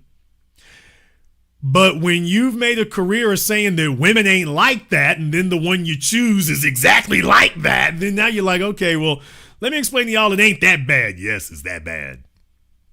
Yes, it is. However, you might disagree. Therefore, the link to the Zoom is pinned at the top of the chat room there. You are more than welcome to give us a call. If you have been instructed by my mods to call in, you have 2 minutes to be on Zoom. The Zoom link is pinned, I think, to the bottom of the chat room. They have it there now. It used to show me the bottom and it was actually at the top. I think now it shows me at the bottom and you all can see us at the bottom. So if you have been instructed to call up on Zoom, you can go ahead and do that. And I want this to be a teaching moment. I want this to be a teaching moment for men in the 21st century here. I want you to understand something going forward. You are in a society of true beta males. They are all throughout the system. They're throughout the court system, the political system, the media system, the academic system, and they are targeting you. And if you are telling yourself that you can hold your head low enough and you can somehow play the game and that the females will treat you differently, you'll get a different reception. Every time fellas go around and try to play this game, it always comes up snake eyes. It always comes up snake eyes. It's like a black man talking about he doesn't believe in racism. Nigga, what? Dude, it's not that the rest of us messed up and that's why the police pulled us over. It's not like the rest of us messed up and that's why the police came and got you. It's like, dude, your number is gonna come up too. It always does. When their number comes up, oh man, all these racist folk over here. I mean, then later when they let him go, well, I mean, it's just them racists right there. It's just that one race. All cops ain't bad. Everybody ain't bad. Everybody ain't bad. It's like for those of us who are smart, we understand, look, in the modern era, any man making more than $500,000 a year, you are eligible for a Stefan Diggs situation. Because there are too many females who are fantasizing about a 1%er life with a man just giving it to them. And there are just way too many men who have the ability to do it. Way too few men who have the ability to actually do it. And a lot of these chicks are just like, man, screw it. I'm just going to take his money. I'm just going to take what he got. Oh, he doesn't want to marry me? Fine, let me get this little bastard kid over here. Oh, he doesn't want to marry me or give him a kid? Let me make an accusation against him. Stefan Diggs just showed how corrupt the damn courts are. He's just one among many. This happens all the damn time. Happens all the damn time. And so acting as if this isn't where we really are today, when this is really where we are today. If you're a man and people have some sort of concrete evidence that you holding real money like that, here they come. And the fact that she put you in a headlock and said, okay, we gonna get married and have a baby right now, and he went for it. And okay. Let's go ahead and jump over here on Zoom right quick. We looking at Solomon over here on Zoom. Let's go ahead and get Solomon up here on Zoom. Okay, Solomon, you have 5 seconds here. Make sure you have your camera and your microphone turned on. YouTube is not going to see you. I'm the only one who's going to see you, but just to make sure we don't have any trolling issues. If you want to talk to the host, that's perfectly fine. We just want to make sure there's no trolling issues is all. All right, Solomon, and what's on your mind? Do you hear me? Yes, sir, we hear you. What's on your mind? I want to give a perspective on this ABBA situation because I went through something pretty similar about 6 months ago. If that's okay. Sure, good. So I was put in a pretty precarious situation, similar to this. I'm dealing with a woman. You know, things hit it off quick.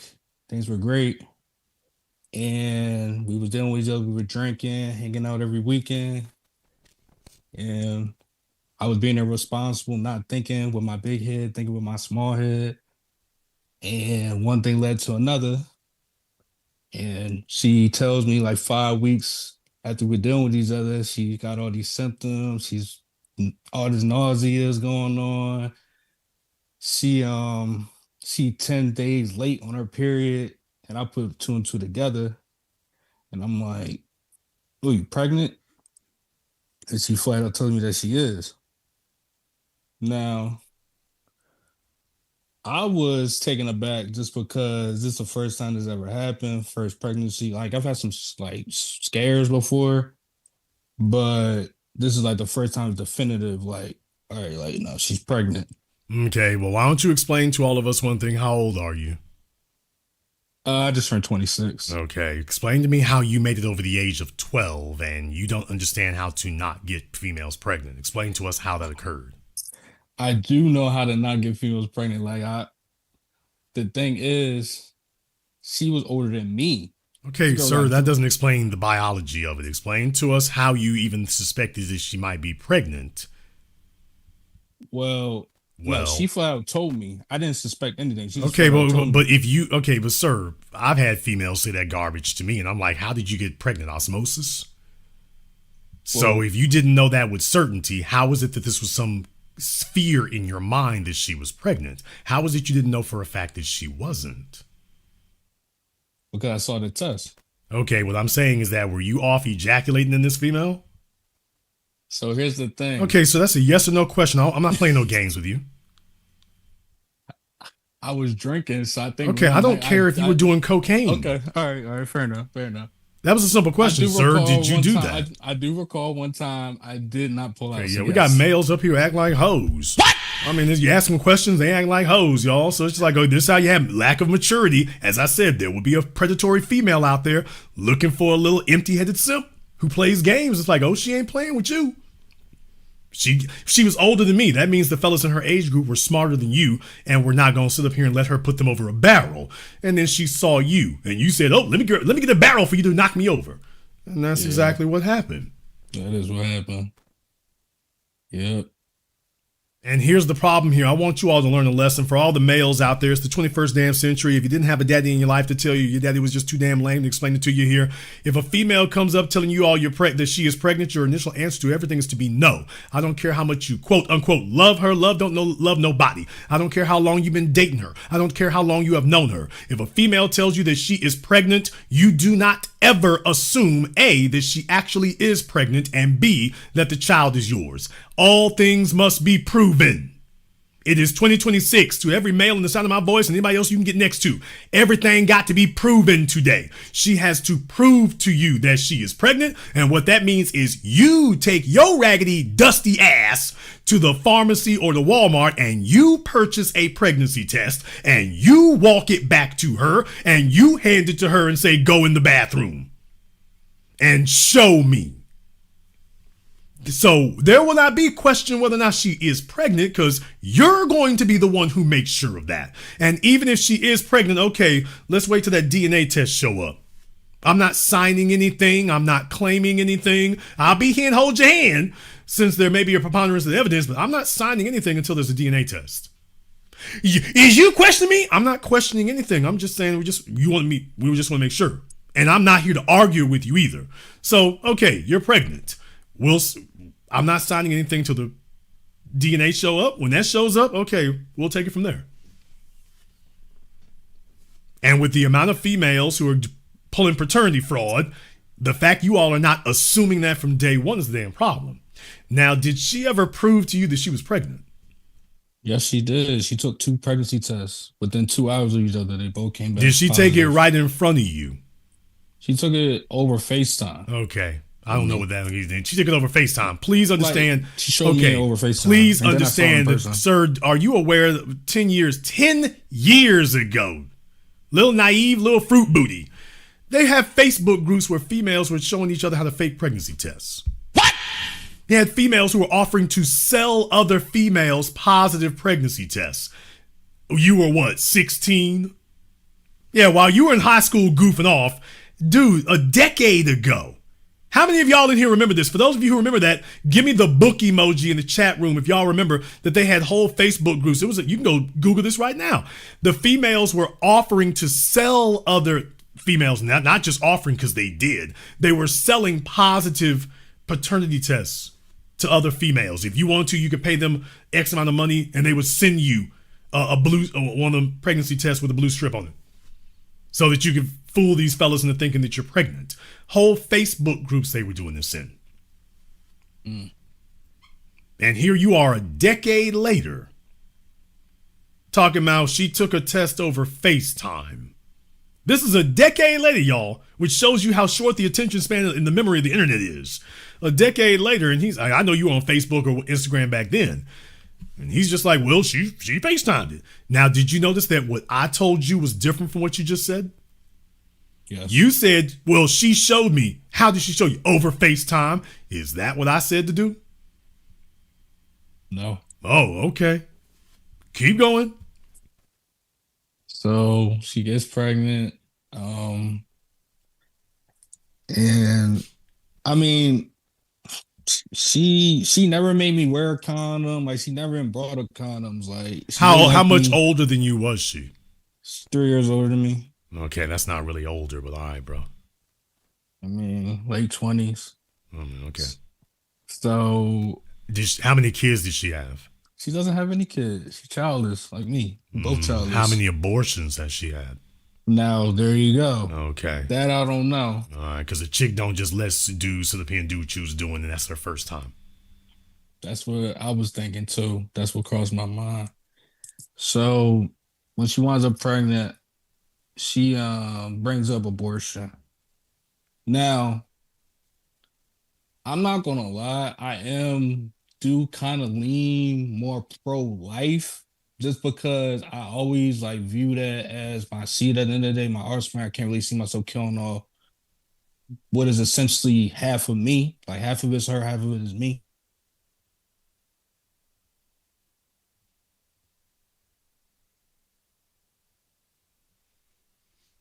Okay, I'm not sure what basement he's in there, but his Signal has frozen on him. This is why y'all got to have some solid older cats to talk to y'all. Go ahead, son. Your signal just came back in. Oh, my bad. So ultimately, reluctantly, you know, she decides to go to the clinic, get the abortion. So I'm still child free. But I mean, I was warned by this, like my father's always told me, like, wear protection, like strap up, like, you know, she's not showing you when she's ovulating. Women in the past have always showed me, like, they track their ovulation, they track, you know, when their periods come. Yes, they do. Females track their periods and they track when they're ovulating, which is why I said no female gets pregnant by accident. They tell y'all the same fruit booty lie. No, they all get pregnant on purpose. Well, I mean, this girl wasn't doing none of that, though. She was like... Obviously, she did. Now, y'all heard what he just said? Obviously, she did. She knew when she was ovulating. Y'all hear him, y'all? I mean, he's still plugged in. He's still in denial. He's still in denial. Now, he just told us the whole damn rundown. He just heard us say that they track when they ovulating, and then he said, well, she wasn't doing that. Okay. Well, all right, yeah. So...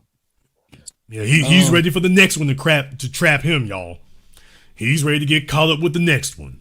That's what my dad thought. When I told my father, he thought, yo, she trying to trap you. She know you make good money. I told there you go. Responsible. Like, why would you do this? What are you thinking? Like, he wasn't. And by the way, do you work in medicine? No, I work for the government. Okay. That's next best option. There you go, y'all. These hoe careers. So, yeah, they grab some average dude out here with average mentality, and he doesn't realize this chick ain't got a whole lot going for her, and you an easy mark. Females are on the prowl and watching when they can tell that you ain't used to nothing. Yeah, I ain't gonna lie. She nice on the eyes. I ain't gonna lie. I probably was a little sprung. She was the sexiest thing you ever got next to. And she could tell that you let her know very quickly that she was the sexiest thing you had ever had access to. Now, to the rest of the world, I don't know where we would rank her, but she knew that she ranked good enough for that she beat out anything you ever been with. So far, I'll say that. I'll give you that. I'm not gonna lie. It doesn't do a male any good not to have experiences, not to have objectivity. It doesn't do you any good. You all tell yourselves that the women are the naive ones and nothing could be further from the truth. Because if she was 3 years older than you, that means that she has at least a decade worth of more sexual experiences than you do. And she's come out of those experiences looking at from here on in, I got to get him before he gets me. Because you don't know what the last 5, 10, 20 dudes did with her and how she feels about it. Now she's bitter and she's like, okay, the next nigga walk through that door, I'm going to get him before he gets me. And away she goes. But she ain't get me, though. Yes, she kind of did. But she got the abortion. Okay. You think that's a flex? It's not. It's unfortunate. I never wanted to put a woman in that situation. You put yourself in that situation. I did. And what I'm saying here is that as men, I need you to understand something here. This ain't no game and no joke. When people are killing your children, that ain't something for you to celebrate, quote unquote, escaping. That's true. Because what you are telling me right now is the value of your genetics. You're telling me the value of your bloodline. That you could take it or leave it.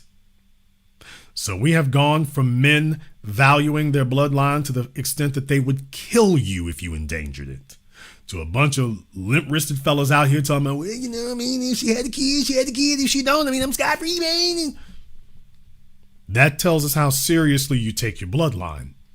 Because you see, when you take your bloodline seriously, a chick got to qualify to get pregnant by you. Getting pregnant by you is supposed to be becoming like a made man in the mafia. That's what a getting pregnant by you is supposed to be. She's supposed to have to jump through hoops and hurdles. It's supposed to take years. She's supposed to get vetted. It's supposed to be a whole bunch of challenges. You fellas out here handing out sperm all over the damn place. And it's like, okay. And have you guys ever considered that the reason why the females had the abortion is because they felt you all were weaker and more feminine than them? What? Damn! By the way, did you all ever consider that? That the real reason these women got the abortions is because they took a look at y'all and like, hell, he's weaker and limper than I am. Well, that was a gut punch, wasn't it? Okay, because here's the thing, brother. The men that females value most, oh, she will die before she get that kid up. Ask Stephon Diggs.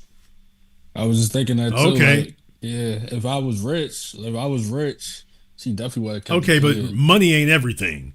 So you can be rich and be weak. If you got money and status and personality and network, remember, being an alpha male is not just one dimension, it's multiple dimensional. The physical, the mental, the emotional, the social, the financial. If you got all those together, she'll die before she gets up. So if she ain't fighting to have that baby, oh, wait a minute now. Because she had no problem getting pregnant. Women will get pregnant for a green card. Women will get pregnant so they can get better seating on the bus. Women will get pregnant so they can get ahead in the line at the airport. So if she's getting pregnant, like, never mind. I wonder if you fellas thought that maybe all you fellas thinking that you got off slick, and it's like, she was like, this guy's too weak for this. I don't want to have this. Yeah, when they really value you, they're going to handcuff you, that kid. She's like, oh, hell no. My ship done come in? Oh, no, these are the genes right here that I want. And too many fellas out here, y'all aren't really recognizing that the reality might be they ain't up to code. And the fact that you made it so easy for her, that's a super big sign. A chick's supposed to be fighting through hell and high water and over fields of fire and concertina wire, and they're supposed to be doing all that to get pregnant. Now, how long have are you still talking to her? No, we don't talk anymore. How long ago did you two stop talking? Like 3 months ago. Okay. And how long ago was it she was pregnant? Like 5.5, 6 weeks. No, I said how long ago was it when she got pregnant? Oh, this was in November last year. November 2025. Yeah. And you're saying you haven't talked to her since after the new year? Like January is the last time I talked. Well, like February. I don't believe that. It's true. I do not believe that you haven't talked to her in the last 90 days. I don't believe that. I haven't talked to her, Jason. No, you was a little. How long were you two together overall? We was only together for like 4 months. Real brief, because she got pregnant quick. She got pregnant real early on. Yeah, no, you and Abba might be related. What? All right, he's a 4-month, 120-day dude too. So, I mean, it kind of gets worse though too. I got more. I'm about to say, because I know there's another shoe to drop. I'm preparing myself right now. Mm-hmm.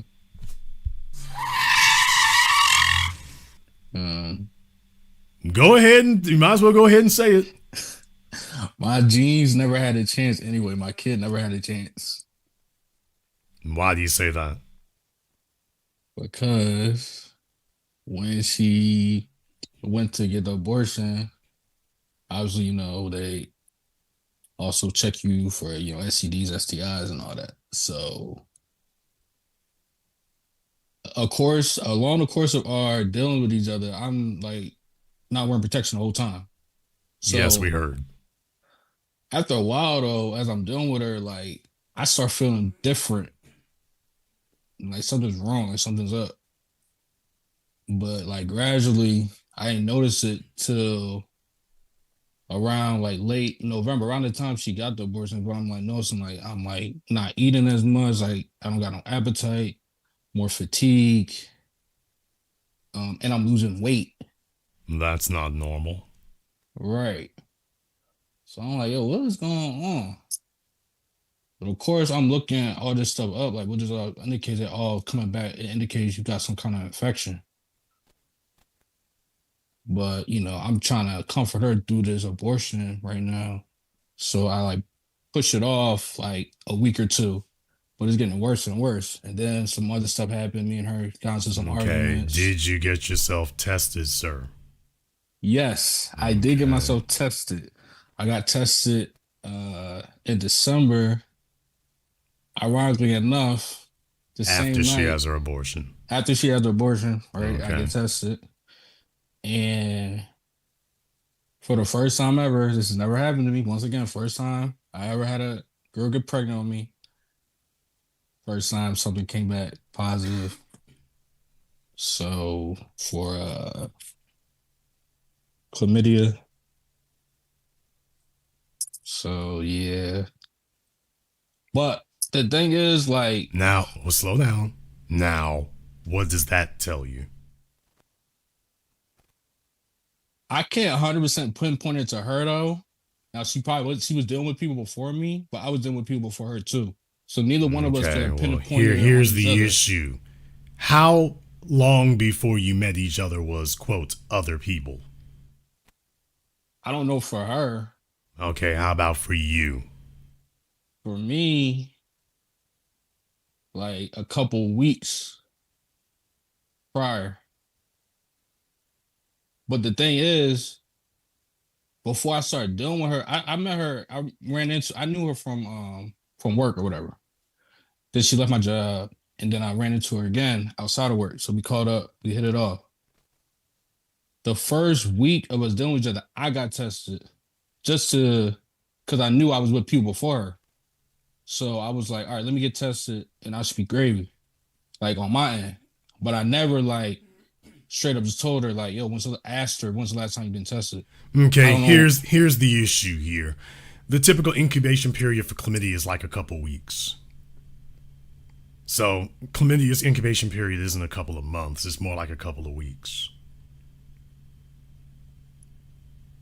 So the Mm-hmm. real question is that helps you to narrow down where that would have come from by the time you started noticing issues.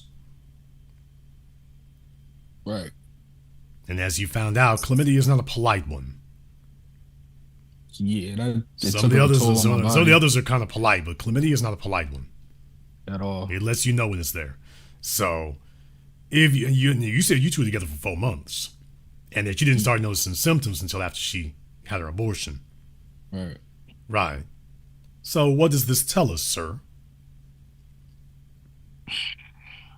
Okay, do you think that she was going around for 4 months, and you think she got the chlamydia before she met you? Is that what you're telling yourself? A possibility, but I Okay. kind of know. I mean, yeah, it's a possibility. All right, I just told you what the incubation period was. But You more than said you likely, two were no. together for 4 months. I just told you what it was. The incubation Yeah. period isn't for you. The period is for Homo sapiens, for human beings, in case you didn't notice. Yeah. So if you two were together for 4 months, the incubation period for her would be the same as the incubation period for you. It would be a couple of weeks, not a couple of months. Right. And if she was able to give it to you, well, there you go. Yeah. This is why it is very important for those of us who are responsible with ourselves to make sure that we test ourselves and check ourselves to protect ourselves from the irresponsible. Because whether you all realize it or not, folks who operate and behave like dogs and barnyard animals, they are very quick to crawl into bed with each other. There's a reason why we can't keep the STD rates down in certain cities. What city are you in? Philadelphia. There you go. Atlanta, New Orleans, Chicago, Philadelphia, where the folks engage in dog sex. So just whatever it is, anybody who lay down with anybody anywhere, they don't do anything. So Now, they Jason, attract I people to did- themselves, like themselves, and away we go. And But the he's sitting thing- up here talking silly, but it's like, dude, these timelines, I'm showing you how the timelines match up. I know. And I ran the timeline back in my head. Also, like, don't get twisted. I did get tested 3 times last year. Like, I typically get tested every 3 to 4 months. So I do regularly get tested. Okay, she didn't. Yeah, But, I but, found but, out. but Like, we do know that she would have known that she had it. well, that's the thing though. Like, so I was having symptoms, and obviously later she found out she had it too. but she wasn't having any symptoms, so it was affecting our bodies completely different. Okay, I did was you having two, did you visible two live symptoms. together? No, but like she wasn't experiencing like, the things I was experiencing because men and women it reacts to men and women differently. I found out later Okay, on. well, it Also, reacts to men and women differently, but it's not that she doesn't know. So if you're gonna just keep telling yourself that, well, you go ahead and tell yourself whatever you want to believe, okay? Because we all see where your wisdom got you. But what I will tell you is that when you told her you had chlamydia, she wasn't surprised to hear it. no, she was surprised. She was. You think she was? I mean, she seemed surprised. Okay, after you told her you had chlamydia, what was the very next thing she said right after that? She said, "Let me call the clinic because Wow. they." Okay, because- so she didn't ask you how long have you had it? no. Yeah, y'all. Yeah, y'all got to understand, little naive mama's boys, they don't think. I'm not a mama's boy, Jason. I had Okay, my dad in my sir. life. I ain't Okay, no mama's sir. boy, though. If Sorry, no, I'm she playing. called you and told you that she came up positive for HIV, herpes, or whatever, your first question would be, how long? No, Jason, that's not how it went down. I told her to her face because I was over at her spot when I found Yes, out. sir. And the first thing a person wants to know is how long have you been sick, because they want to know how whether or not they've interacted with you within that time frame. Yeah, that's true. That's what any person with any communicable disease, that's the first thing we want to know is self-preservation. Wait a minute, because once you say you sick, I need to start protecting myself, and I can't depend on you. So the only thing I want to know from you is, well, how long have you known you were sick? And that's why I asked you, what was the first thing she asked you? Because that's going to be the first thing that anybody's going to ask somebody. Right. I was forthcoming with my like previous tests. Now everything's come up negative before her. Right, and she takes you on a ride about, I need to call the clinic. She needs to call the clinic for what? Because if she hasn't had contact with you, why would she suspect that she would have it? Right. Okay, if she didn't have contact with you, then why would she be suspicious that she has it? Thank you. So you see, if she was afraid that you were the one who gave it to her, she would want to know how long you've been ill. She didn't ask that. She just tells you, let me go get myself checked on. Ma'am, you don't want to know how long I've been communicable? You don't want to know that? Did she ask you any questions? So she asked me how long I've been feeling this way, like with these symptoms, and I told her like I've been feeling this since November, like late in November. And I explained to her what was going on. Like I was in our house, the heat on, with a hoodie and sweats, yet I'm still cold, and like how like I had no appetite, and I was losing hella weight. Like I lost like 20 pounds in like the course of 2 months. So he was going anemic. All right. Well, in any case, like I say, definitely do this. First of all, both of you got nasty sex habits. That's the first thing, because you are not going to convince me for a moment that within that 4 months you two knew each other that she was the only chick you slept with, because that's not the kind of female she is. She is not a female that you committing to. She was a female who could get knocked down quick. She was not a female that it took a lot of work for you to get into a relationship with. Things went too quickly, so let's not, he's looking around like that's not a true statement. Are you going to sit there and tell that lie? No, it is true. We did move too fast. And I What told her move that, too like, fast? Me ask. Did you two work together? Yeah, but then... we Okay, weren't slow talking. down. You two worked together. So how long from the time that you met her did you have her naked alone? Okay, so look, we used to work together, right? She left my job in May of 2025. Then I ran into her again outside of work on the whim in September of 2025. Right. So that's like what, 4-month gap. Okay, but you met as soon as you two reconnected. How long was that? Less than a week. Okay, thank you. Yeah, I know. Exactly. Move way too quick. Okay, it's not about too quick, dude. That's not no relationship. You cannot tell me that you two made some real significant connection with each other in 7 days.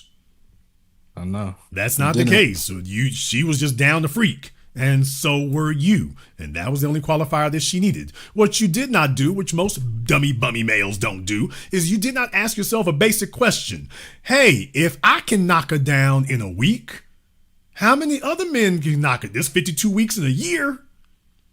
How often is she getting knocked down in 7 days? Because it only took you 7.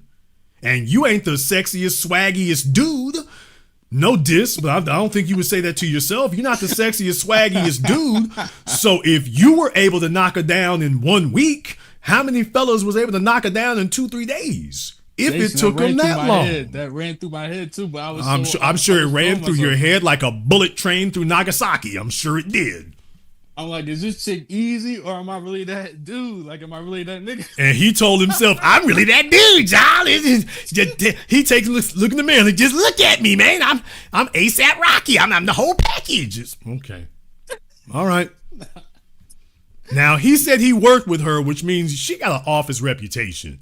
She did not have a reputation at the office of being hard to get with. So let's not talk that nonsense. You did not talk to her because you thought she was hard to deal with.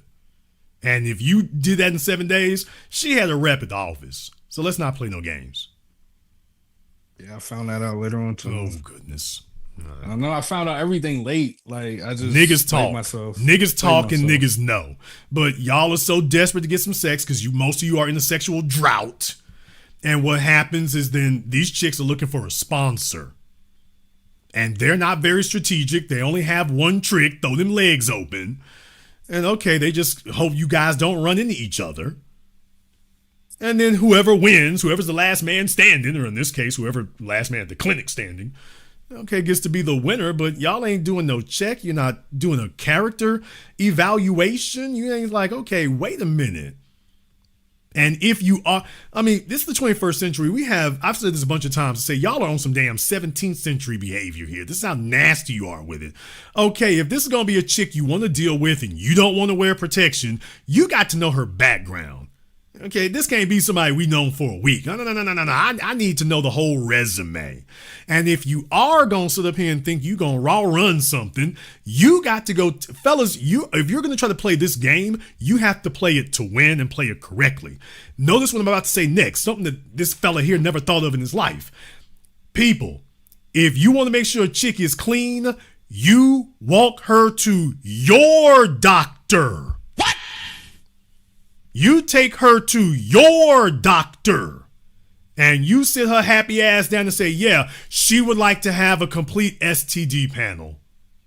Check her for everything, including herpes. Yeah. I know it lingers in the blood. I want that test for it. Yeah. Reliability. Give it to her anyway. Well, ma'am, do you? They're going to ask her if she's okay with that. Yes, she also wants to sign the paper that says to send the results to me also. She wants to sign that paper, the one that says to release the results to me. She wants that one.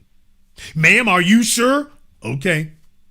That's the only thing that's going to happen. They're going to ask her if she's sure. It's like, okay.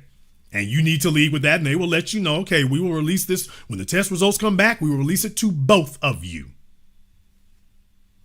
Now, that's how you make sure a broad is clean. Ladies, that's how you make sure a dude is clean. You do not guesswork a damn thing. If y'all gon' sit up, there are rules of the road that human beings supposed to abide by. Animals and wildlife and livestock don't do that, which is where syphilis came from, by the way. And why so many of you are still spreading it. Because you're the dogs and the livestock. Folks, there's rules of the road. If you want to play this game, you play this game by certain rules. Now about pregnancy. You give her something, not an STD, sir. You give her a birth control that isn't subject to her taking it. And there's a bunch of those that are IUD. Not subject to IUD, depot shot, Norplant, we can go down the list. There's a number of them that do not require her to do anything. Depot shot in particular is a real good one. You can do it real quick. It's real convenient. It's real fast. And she can't lie about it.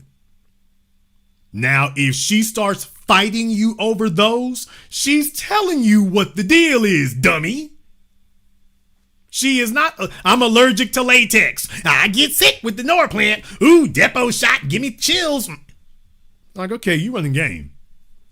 Let me sit your ass down over here so you can go grab somebody else, because I'm not going to play this. By the simple fact that you told her these are the rules, she's supposed to be like, yes, sir. These are the rules. So too many fellas sit up here and just whatever a chick say, y'all go with it. Some of these single mother households or these domineering females, I had my daddy. Okay, but the female traits are overwhelming. No, a female ain't supposed to be making no rules for you. You tell her this is what it is. We're going to go get you checked. Make sure you've had your shots. And we're going to find out what's what. No, I'm not going to take your word for it. I will not take your word for it. This is what it's going to be. And when we get done, we'll see what happens. But y'all ain't doing background checks. Y'all are not sitting up here looking over the pedigree. You don't know her sexual history. And furthermore, you don't care. You don't know her body count and you don't care. It's your turn. Okay, well, it's your turn for chlamydia. And deal with it, nigga. All right, it's your turn at the clinic. So you gave her a pregnancy and she gave you something else.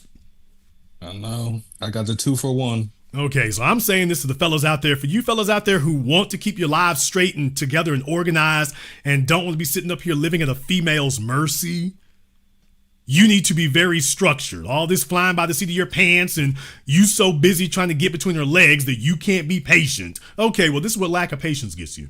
It gets you this. A female is supposed to qualify to be with you. That means months.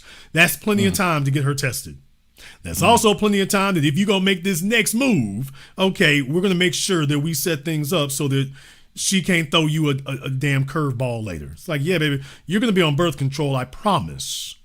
And you won't be able to get around that. And if you want to, you and me can't do nothing at all. That's what I mean by it. It's supposed to be like becoming a made man in the mafia for her to get a kid out of you. She's supposed to be like, this nigga is thorough. He does paperwork check. He's sitting right there with you. He getting documentation back. He's taking me for my damn pap smear. What? Yeah, that's what happens when the man is like, yeah, baby, you ain't, no, you ain't getting over. We don't play the game over here. Ain't no getting over. And furthermore, you should not be desirous to do so. But just in case you decide to wake up one morning and switch it up on me, let me just make sure that these are things that have been done that are not dependent on your feeling today. So she might feel like she want to get over on you, and the depot shot said you can't do it. The depot shot said it ain't gonna happen. So you can feel however you want to, but you're gonna have to commit to this decision. And even if you don't commit to this decision, and you'll have to commit to that IUD. You got to commit to that. Now, I'm gonna warn you. You can say IUD all you want to. The problem is she can go back to them folk and remove it. Technically speaking, she can remove it herself if she's determined to do so.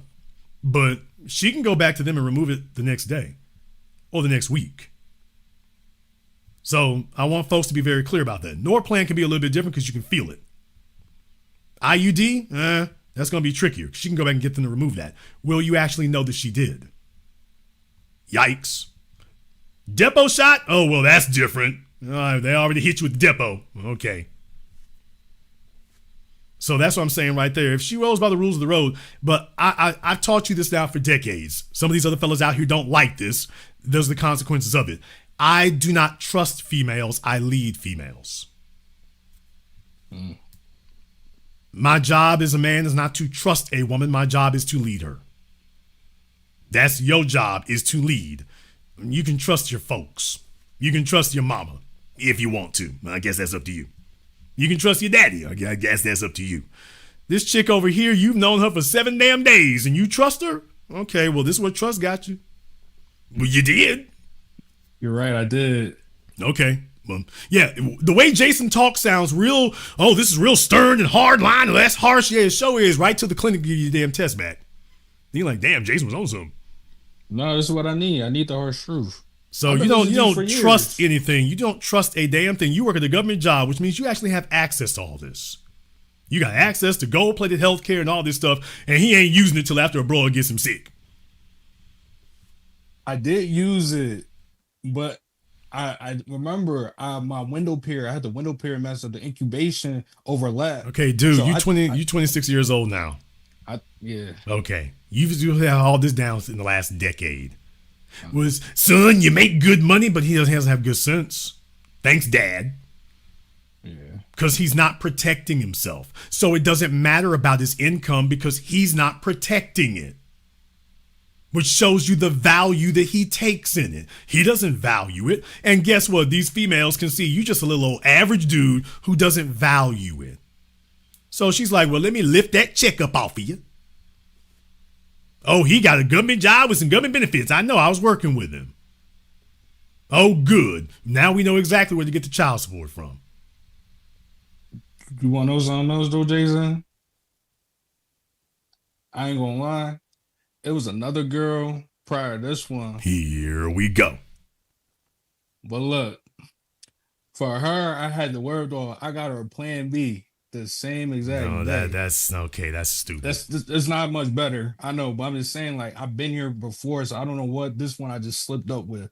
Like, it's been times before I have a girl, I just give her a plan B. Nothing happens. Like, this one I just slipped on. I didn't give her a plan B. I just I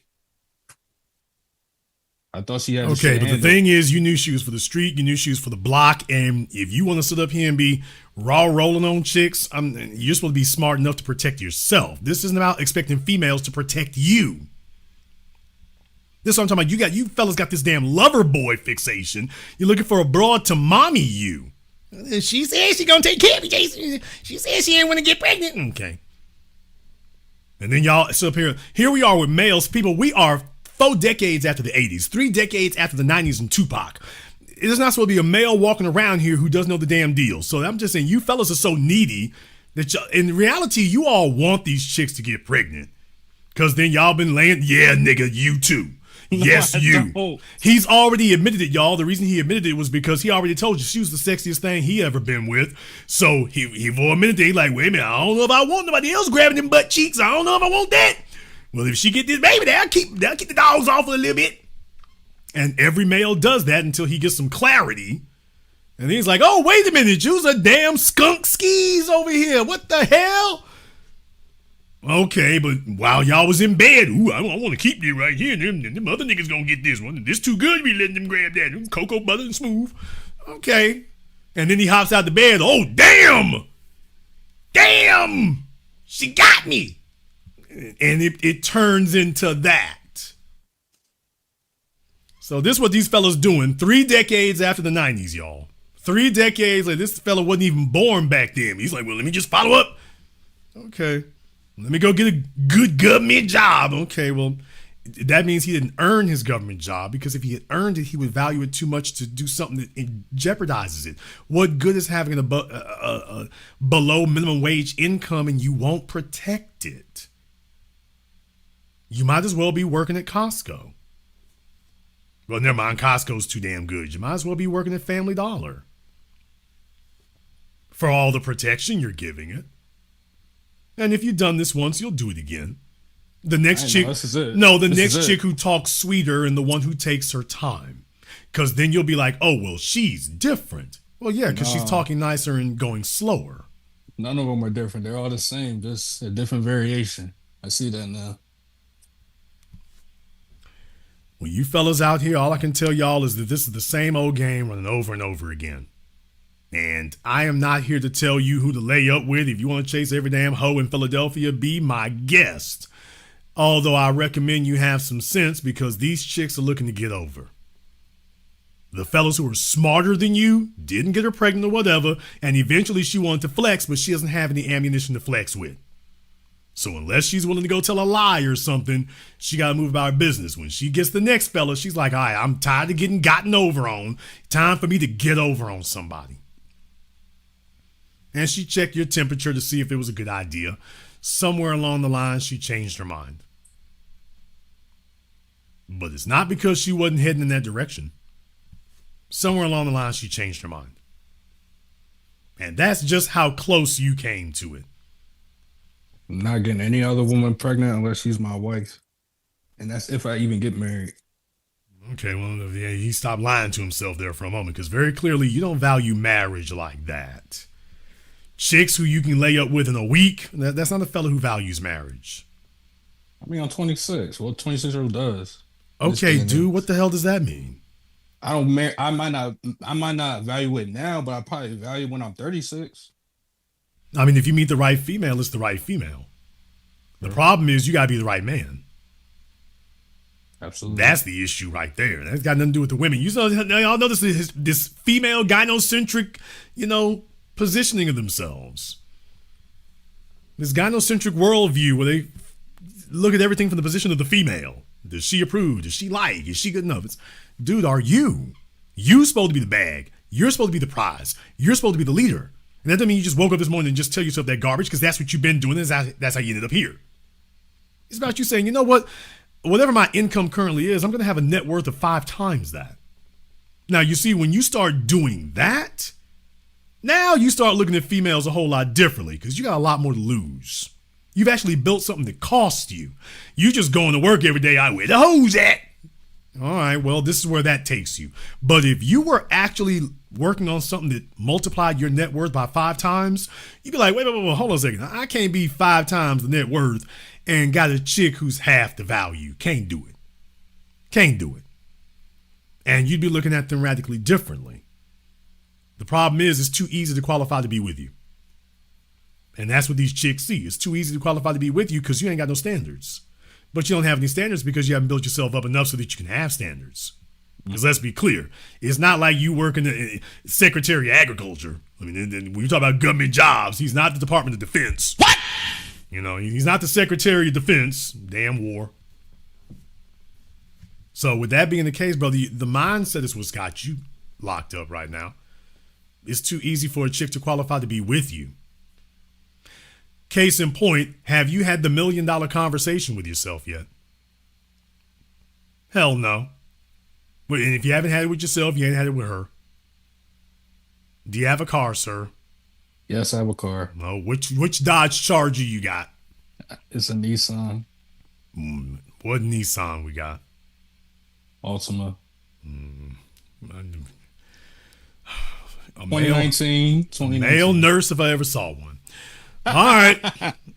Here's the issue here. Let me ask you a question. What do you want to be driving in 10 years? Oh boy, Ooh, that ain't okay. good. Okay, hold on. Yeah, let's say he's never had this conversation before. Mercedes S-Class, maybe even a Maybach. Okay. Rolls-Royce Cullinan.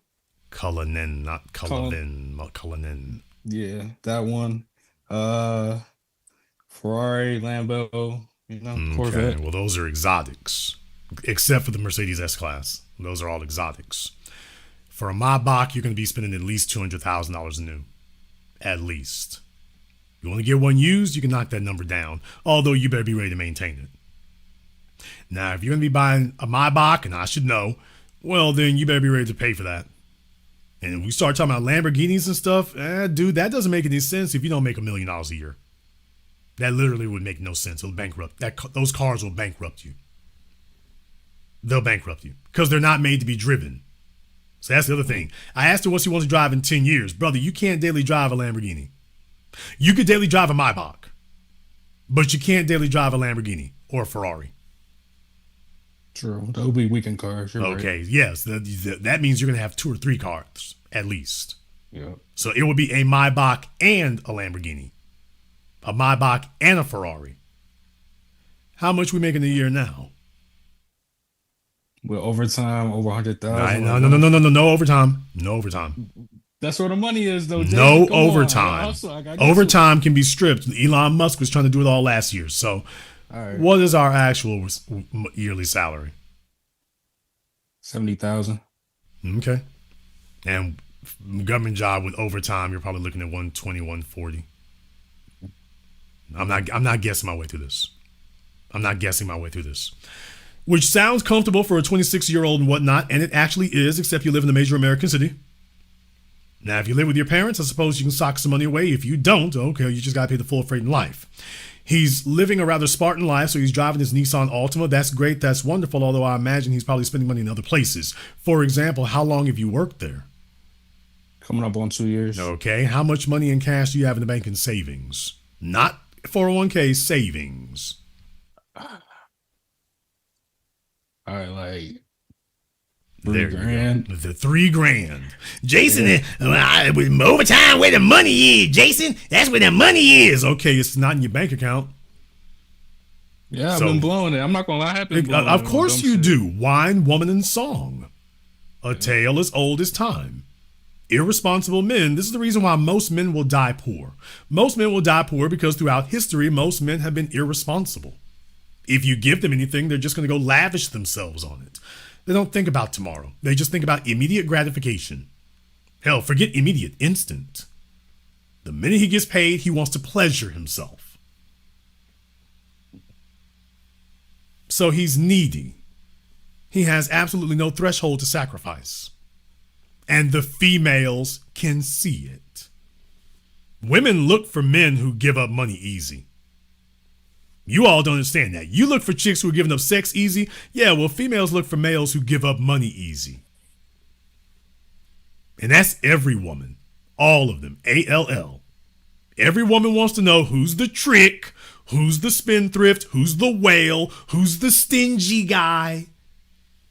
Every woman wants to know those parameters. And as they get older, that becomes more important to them. Every year.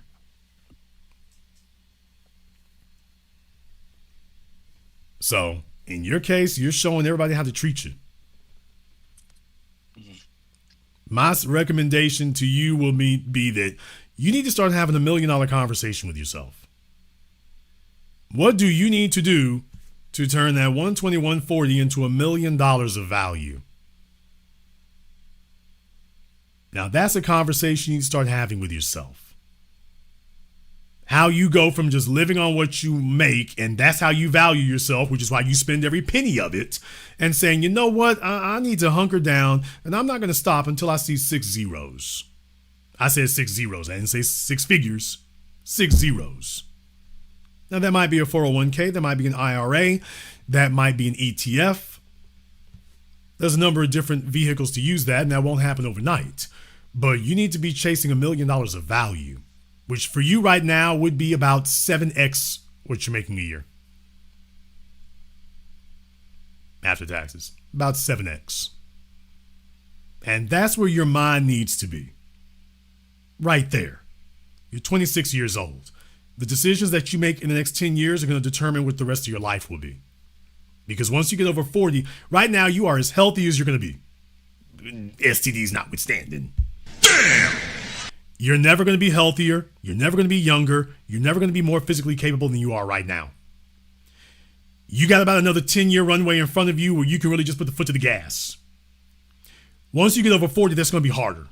Physically, emotionally, whole 9 yards. Plus, you've got 20 years of wear and tear. If you squander these next 10 years, you're going to get to 40 and you're not going to have as much gas in the tank. Because look how long you've been running. Okay, but if you give yourself, you've been running for 20 years and got nothing to show for it, except some skeezy broads and a bunch of pictures you took in the places you were laying up with them at. And then you look at your bank account and it's like you're starting from zero. Because you are. And in case you did not notice, your city is getting more expensive by the year. In case you didn't notice. Oh, I've noticed. Okay, well, every city is trying to do that. Every city is. And if you want to move somewhere, it's not going to help you. And you are in a particularly precarious position because Philadelphia is one of the oldest cities in America. That's the problem. It's a problem because Philadelphia is a big place. It's an old place, which means that even your so-called suburbs were built out a century ago. So even if you wanted to get, quote, outside the urban core, it doesn't matter where you go. King of Prussia, Plymouth Meeting, Germantown, that's already built out with $1 million houses. So being a young person, it's like even in most cities, you can just get outside the city and you're okay. You can't do that. That doesn't work for you the same way. And in most major cities now, it no longer does for any of you. That's how bad it is today. What do you think it's going to be like in 5 years?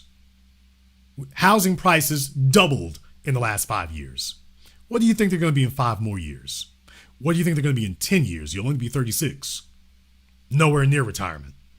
Well, government, I guess he wants to retire at 40 something. That might not be a good idea. I wouldn't recommend it. So, you can waste this next decade if you want to. That's up to you. And you can aim low if you want to. And have all your memories, all the fruit booty chicks you laid up with. All right. Do that one too. Or you can get very, very serious and say, you know what? I don't even have any savings, man. Now, I don't hope anything happens to you, but high blood pressure, chronic illness, you start having aches and pains and things. I didn't think about those kind of things that kind of way 20 years ago either. Doing weights and whatnot, I didn't think anything of it, and then I busted up and got tennis elbow and then busted up my chromium. Y'all can go take a look at shoulder injuries if you want to get off into that. My medical people know what that is. I didn't think anything of it then either. And then you think you'll get better, and to a certain extent you do, but then it's like it's gotten better, but it never really heals all the way. In your 20s, you don't think about it. It's like athletes. You're invincible in your 20s. In a lot of ways, you are. I promise you that will end. I hope it's not severe, but it will end. Did you prepare yourself for that? For example, does your daddy have any chronic illnesses? Anything he takes prescriptions for? You ain't got to tell me what it is, but does your daddy take a prescription for anything? Surprisingly, no, my dad does not. He's relatively healthy for his age. Well, I hope it is truly healthy as opposed to just doesn't like to see doctors. Because as black men, we don't like to see doctors, and with good reason. However, with our mortality rates and chronic illness rates, that's not a great flex either. You need to be prepared for that, and the time to prepare for that is not 10 years from now. It's right where you are. I got health benefits. Okay, but do you have any money in the bank in case? What kind of life are we going to live? What are we going to lead? What are we going to be doing? I want a Lamborghini. Okay. How much work are you doing to prepare yourself for that? And by the way, will the house that the Lamborghini is at match the Lamborghini? Or are you going to have a Lamborghini on Broad Street? What? Yes, I know Broad Street. Nah. How about Front Street? How about Front Street? No. I'm okay. Be somewhere with a garage, a drive. How about Roosevelt? Roosevelt Boulevard? No. Okay. I figure you're going to have your Lamborghini there. My Philadelphia head's like, damn, Jason, let us live. Don't worry, he'll have a Lamborghini on Roosevelt, y'all. It'll be right there.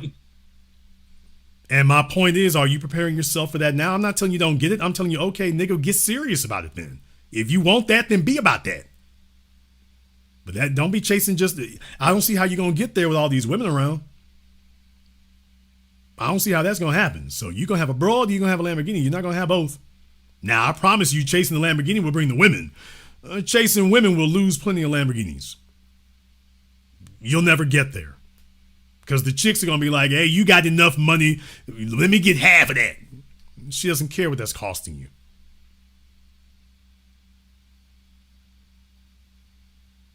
Yikes. So if you want that, you better get serious about it. By the way, one more thing. What's your credit score? 2. Yeah, that's right, y'all. I work for the government. I made good money, Jason. Overtime. It needs some improvement. I'm not going to lie. All right, sir. Does it start with a 6 or a 7? Or a 5? 5. Because you got a Nissan, y'all. So, okay. Brother, do you think you're going to buy a Lamborghini with a 590 credit score? Absolutely not. I am telling you, that ain't going to happen. You can't get a used Urus like that.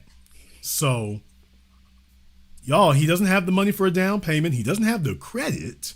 You got a chick offering free to STDs. He got that, though. So, bro, we got to get serious. Facts. Really. So, there's a lot of reformation that needs to happen here. But you already got the income for it. You're going to have to stop bull jobbing. You need to get serious. You need to start eating some bread and crackers and saving away every single penny that you got. I have a credit card workshop that I did there that explains all these things to you all there. I got it on Patreon. I can give you a really rushed version of it right now, just very, very quickly here.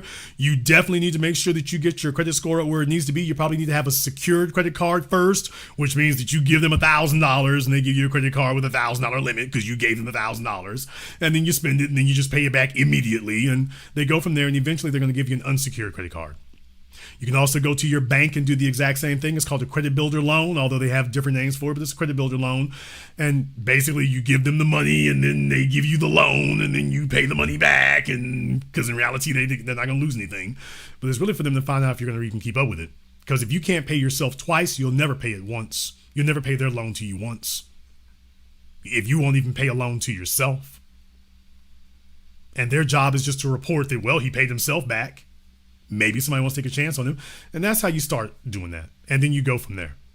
If you get into credit cards, get the credit cards. Don't have any annual rates on them or anything. No charges or whatever. There's plenty for that. Discover, Chase Freedom, City Double Cash. I've been over these things before. Capital One. There's a number of those. And then you can start there for unsecured. They have secured cards, and then they can transfer you from secured to unsecured. You can have a conversation about that if you want to with them. And that's a great place to start. In your case, you're in the 500s. It's going to take you about 2 years to get where you need to be. You're 26 years old. What the hell else are you doing? So it's going to take you about 24 months to get in them upper 700s. It'll go quick at first, but the closer you get towards 800, the slower it starts moving. But you have to keep doing that, and you need to keep doing these transactions on a regular basis. Gives FICO data. And within 5 years' time, assuming you can get a $100,000 down payment, now you can start talking about a Lamborghini. It'll be a used one. That's cool. With that Huracan you've been looking at all this time, that Huracan or that Urus, you ain't ready for an Aventador or Temerario or a Revuelta. Forget about it. Well, a Huracan or an Urus, yeah. You can talk to somebody about that. At that time, nobody does it unless they get the money from somebody else. Nobody does it in a year. Nobody. It ain't happening. And if your daddy ain't got the $100,000 to give you, and he has to be on his credit because yours is not good enough, so he basically would have to want to buy a Lamborghini himself and then co-sign for you. Well, that's probably not going to happen. Okay, you got to get it yourself. 2 years to get your credit together, and then 5 years, and you can be talking about that. I'm not telling you can't have it. I'm just telling you got to do what you got to do to get it.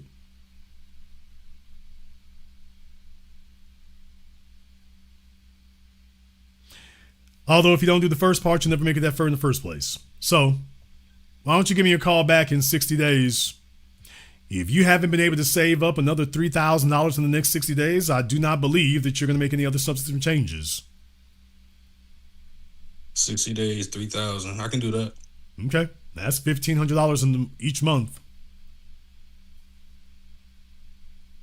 If he can't do that, he's not going to get any further.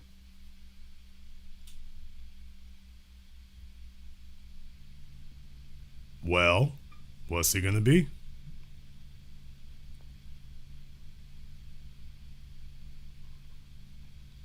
I'm asking you.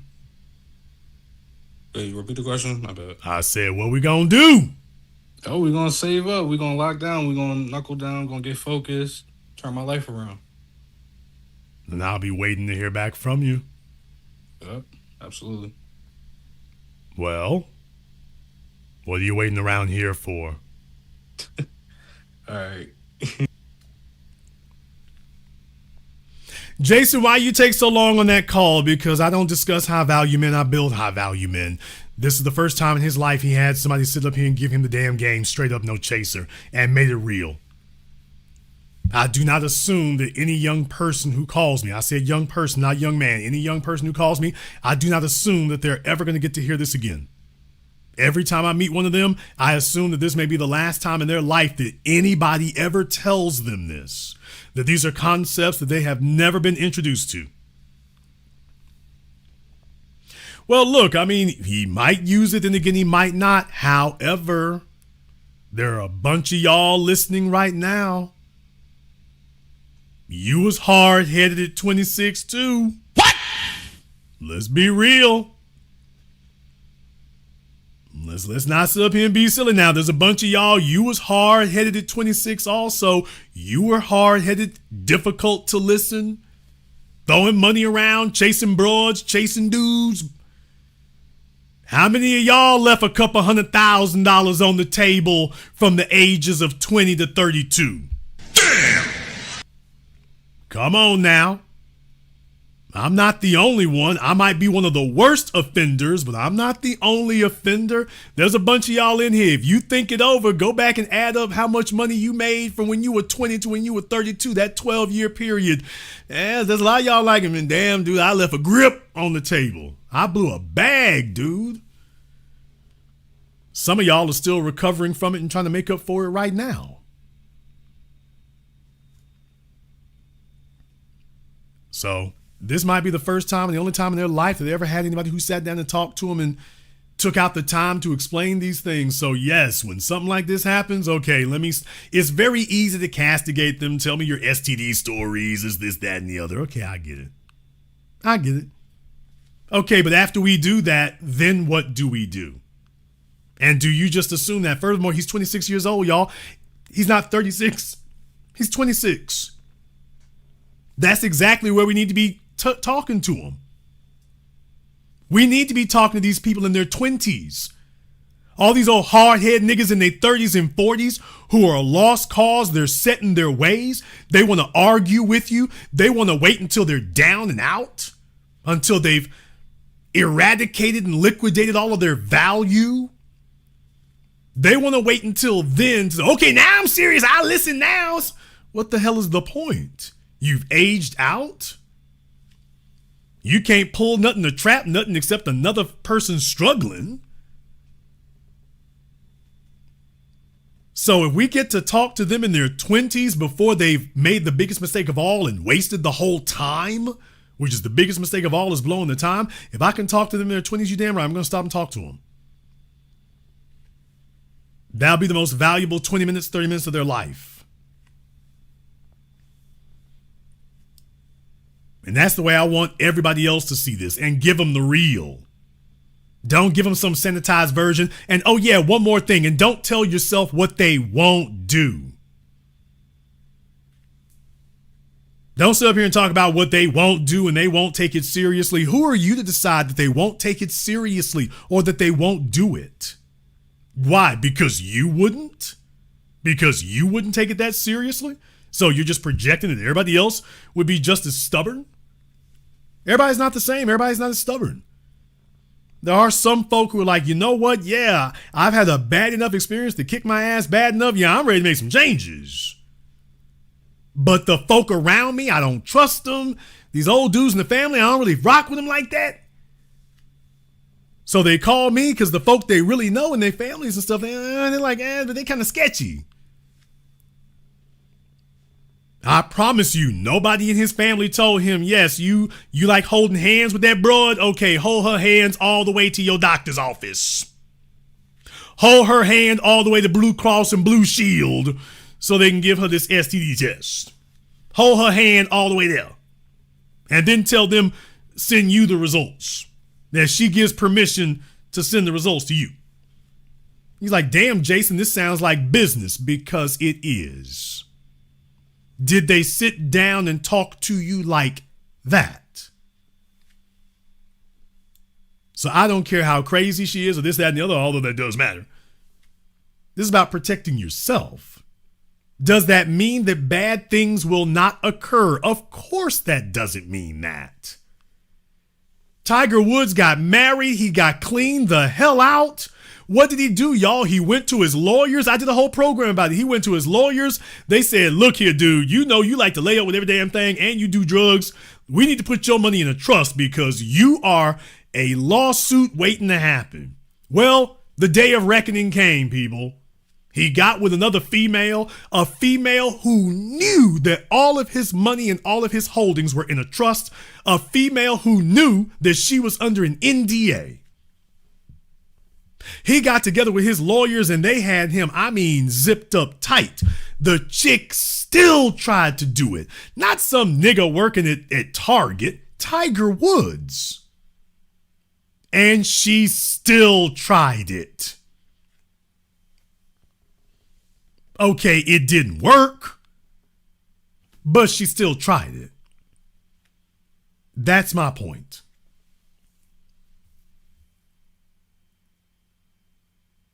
This is not about you being completely, this is about you being completely capable, not about you being completely safe. I'm not guaranteeing that you will be safe. I am telling you this is how you deal with everything from a position of power. You walk in, you set the rules, that's it. If she's showing you from day one, I ain't gonna do that, she will definitely do that. If she's saying she ain't gonna do it for you. Okay, well look here, you can't be here. Whatever it was you came to get, you're not gonna get it. Be gone. For the men out there, fellas, y'all heard on the phone with the young man. He says he wants a Lamborghini. I'm like, okay, let's game you up on how you can get one. I'm not telling y'all what to do or what not to do. Once again, I'm like, hey, bruh, hoes can be fun. You want to go grab you some big booty broad somewhere? Dude, I am not begrudging you. Do what you do. Do what you do, man. It's Friday night. I am not telling you all where you supposed to be and how you supposed to be. I will advise you about how you probably need to do it so that you can do it again next Friday or the Friday after that without a bunch of lingering side effects and a bunch of craziness going on.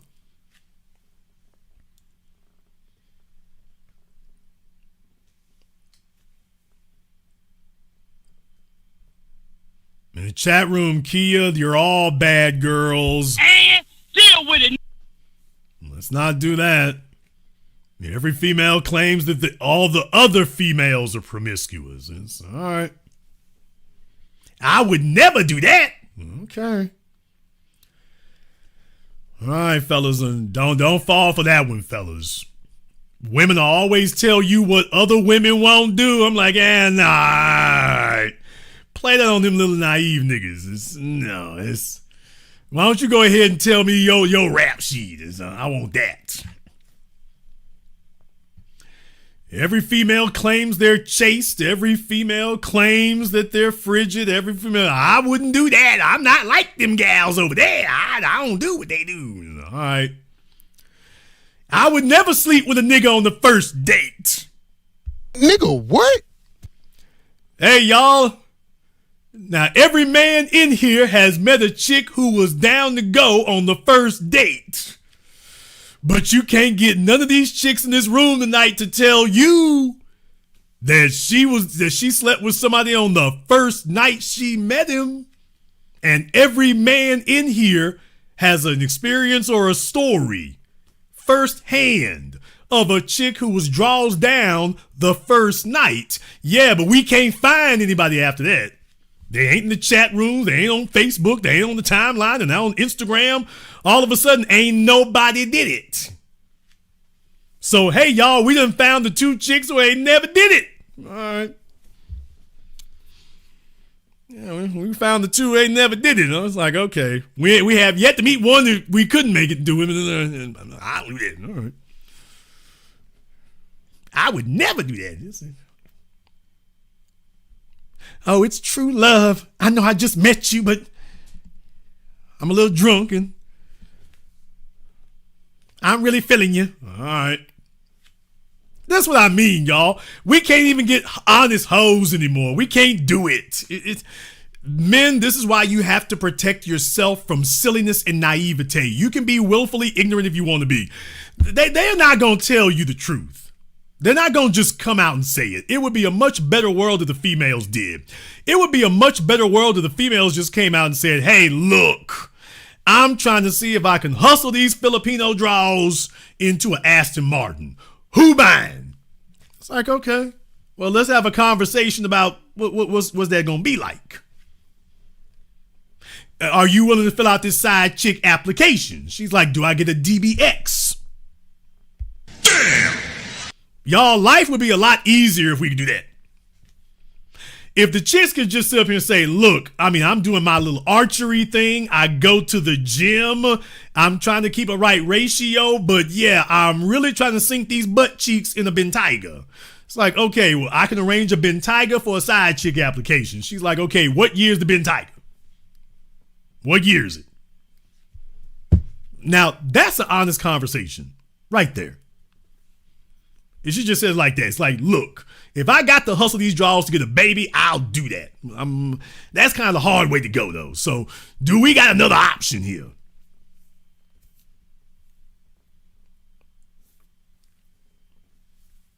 It's like, all right, well, that is not main chick material. Stop telling me you wife material. That is side chick material. It's like, okay, well, what can a side chick get? All right, let's have that conversation.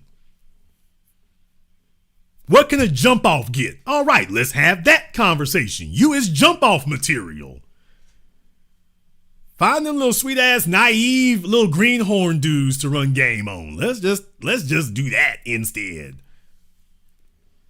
All right, let's go ahead and get this Porsche Cayenne. We're going to get on a 2-year lease. We'll get on a 2-year lease, assuming you mind your manners. We'll get on a 2-year lease. Okay. All right. Hey, she's still at the gym. She's still doing archery and stuff. All right. Hey, go check out the price for a 2-year lease. She might be worth it. All right. Some of you chicks, Ben Tiger, hell, baby, that's above your pay grade. I think I can swing a Nissan Maxima. Damn. Yeah, baby, that Ben Tiger is a little bit above your pay grade. But I might be able to swing a Nissan Rogue. Might be able to get that up in there. All right, ladies, that might be the best offer you're getting. I don't know. Play your cards right, you might have a nigga hook you up with an iPhone. Or at least she wants the new iPhone. It's like, okay, well, that's cheaper than the Chanel bag. I mean, she ain't as ugly as the last broad you brought through here. It's cheaper than the Chanel bag. It's like, okay, can we have that conversation? No, we have to have all this damn kabuki theater and a bunch of people lying because the females are trying to figure out how they can get something for nothing. They want to hit a home run and a grand slam and don't want to tell you that's what it is. So she's telling you she loves you. Why the hell can't she just say, I don't really love you like that, but I think you got the bag and you're a whole lot more willing to trick it off than Jason is. So let me see if I can work this out here with you. Okay, just have that conversation. Some fellas are easier to do it. There are some fellas, their money don't really matter to them. Their dignity and self-respect is irrelevant to them. They're just like, hey, who buying? Okay, can we have that conversation? No, they want to hoodwink you. They want to get over on you. She wants to tell you that she's got more value. It's like, okay, baby, if you don't give a damn about getting pregnant, you don't really care about getting married like that, let's have that conversation about where your value really is. I'm a Filipino chick and I came to America to be on the come up. Okay. Well, let's talk about where you rank. Let's talk about where you rank and let's talk about what you can really get. Let's talk about what it can really be. To my nurses listening tonight, hey, can we have a conversation about where you really at? You sitting up here dreaming about marrying some doctor. Oh, please. All right. And even if you could pull it off, all right, but 98% of you won't. So for the 98% that's just getting run through tonight, the damn orderlies at the hospital, environmental services, the damn groundskeepers are pinching the nurses on the ass. And it's like, okay, can we have a real conversation about where you really rank and what's really going on? Why can't we have that conversation?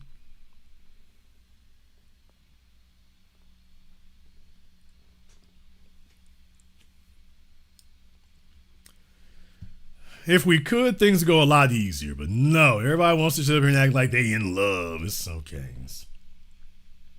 No, he is in love. No, these dudes do. The problem is that people have sold this lie of, quote, love to people. Can't even define what it is. You don't even know what it is and you can't even define it. So you end up in a situation where you're trying to deceive everybody because you don't really know what it is and you can't define it. So you've been sold on an idea. And you've been sold on the idea that, well, if she loves me, then that means that I have exclusive sexual access. Nigga, what? That's where we at. Nobody wants to be honest. Men don't want to be honest that you want women to buy into, quote, love because you think that means that you will have exclusive sexual access. You want to have a guarantee that her butt cheeks only have eyes for you. And the women want the men to buy into, quote, love because she wants a man with status and looks and intelligence and productivity who has access to all the women in the world, and yet he only has eyes for her. She's an average basic chick, and she wants an extraordinary man who only has eyes for her. Well, obviously that doesn't make any rational sense. So he would have to, if he did make such a decision, it would be irrational, i.e., quote, love. Well, that would make you better than the other. Well, he loves me. Well, can you explain why is it he loves you and not these other women? I'm special. Well, okay, well, but you're both women. Yes, but I'm different. So you just say, well, he loves me, and that gives you your rationale for why he would want to have eyes only for you, and all these other women are invisible, even though he's got access to all of them. So we have a bunch of people out here selling folk on a concept, and I'm not saying that you do not love people or that you cannot love them. What I'm saying is that it has become a marketing gimmick, and it's become something that YouTubers use to try to explain away things they otherwise can't explain, and to make promises to you that they cannot keep, not even to themselves. I just don't sell you on a lie. Does love exist? I guess it depends on how you define love, and that's each individual person. What I will say is that I don't know. I can't measure love, but I can measure money. I can measure time in the gym. I can measure meals cooked. I can measure cars fixed. I can measure your level of sacrifice. I can measure savings in the bank. I can measure the number of times that you have been disrespectful. What? I can measure the number of times you've been negligent. I can measure the number of times that you talk reckless. I can measure that. I don't know if I can measure, quote, love, but I do know I can measure all those other things. And why is tonight the first time you all ever heard somebody introduce that concept to you all, that you can measure these other things, and we'll call that love? They bring you a bunch of garbage you can't measure. I mean, you can have sex with somebody. I don't know if you can even measure the quality of it. And if all they got to offer is sex, I don't know if you have very much of a valuable relationship. The things that really bother you about somebody or really endear somebody to you, I can tell you how you can measure those things. Not some amorphous, intangible concept called love, but actual contributions or value to your life. And I can tell you how you can measure that. And tonight's the first time any of you heard it expressed as a metric that you actually could measure.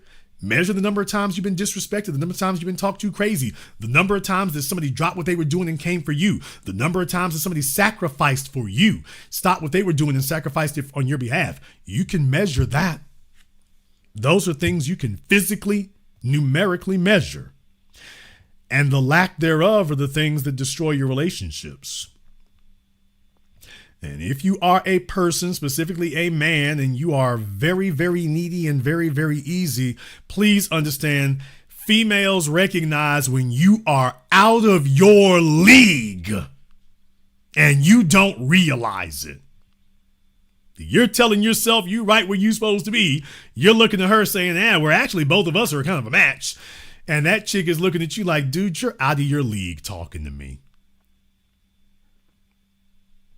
But I think I can get something out of you. So to all my men listening here tonight, to all the fellas here, if you are on red alert. You are on red alert.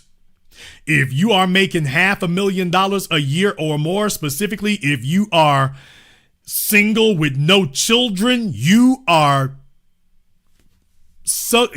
public target number one.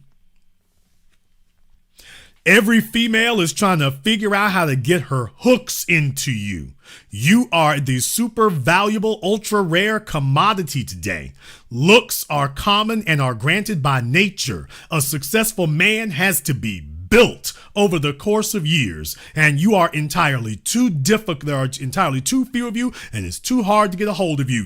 So if you're a fella making over $500,000 a year, you are now on official notice. They are out to get you. Jason, who is they? All of them who? All these females. Every single one. Not mine, Jason. Yes, nigga, yours too.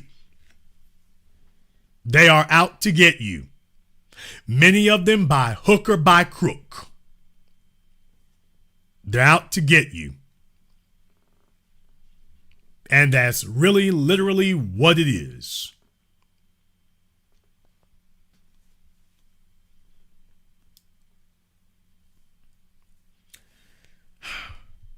I'm going to leave it at this right now because we have some folks here who are new to life here. They're new to life. You want to know what this kind of chick gets out of it? For those of you who are late, you're just late tonight and didn't understand it. Go listen to that Eurythmics song, Sweet Dreams. I know it's old, but you need to go listen to that song. I think her name was Annie. She said that decades ago. And folks still don't understand it. There's a bunch of folks out here, man. That's what they get their charge of. They get a charge out of controlling you. It ain't even about money. It's not about money. It's not about sex. It's about the satisfaction of dominating you. The satisfaction of abusing you, the satisfaction of running you into the ground, the satisfaction of being able to torment you like their personal little toy. Annie Lennox, thank you. She didn't write that song for nothing. It's a true tale of life. It's a true story. There are folks out here, there are women who, she's the cutest thing you ever saw. So she's not being compared to the rest of the world. She just needs to be good enough for you. And guess what? These other men were too difficult for her to bully around. They wouldn't let her do that. But she sees you'll let her do it, and she's been waiting on somebody to bully. Like a serial killer. They're just waiting for a victim who will let them get close enough. Because they don't want sex from you. They don't want money. They want somebody they can punish.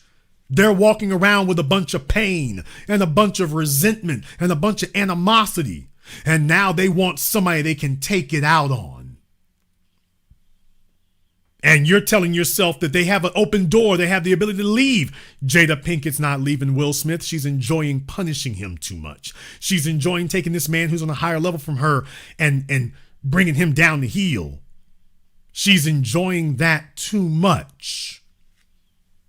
And many of you don't realize you pass by people like this in your life. Hell, there's a bunch of y'all. Take a look at your coworkers. I guess I'll put it in that context because most of you can wrap your heads around that. A bunch of y'all got coworkers who don't like your ass. And there's nothing in it for them. If they do get you fired, they're not going to get a pay raise. They're not going to get a promotion. They're not going to get your job.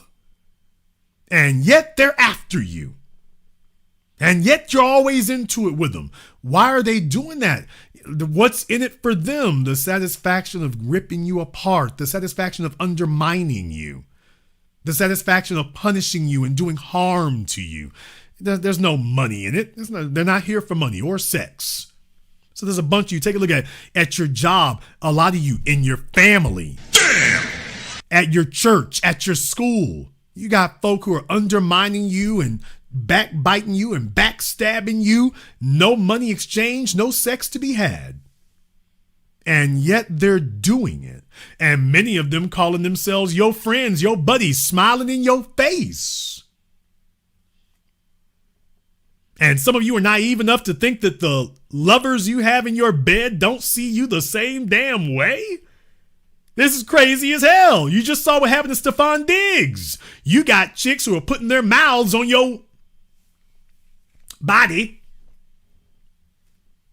They have a mouthful of you and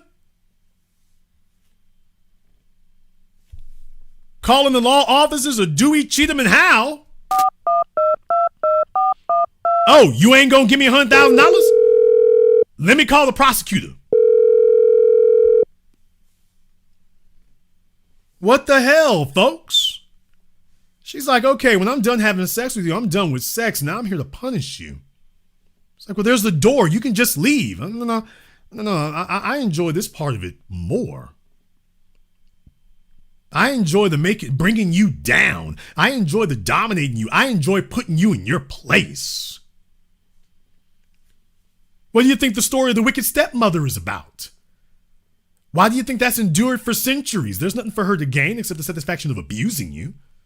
I'm going to put you in your place. I'm going to bring you down. I'm going to knock the legs out from under you.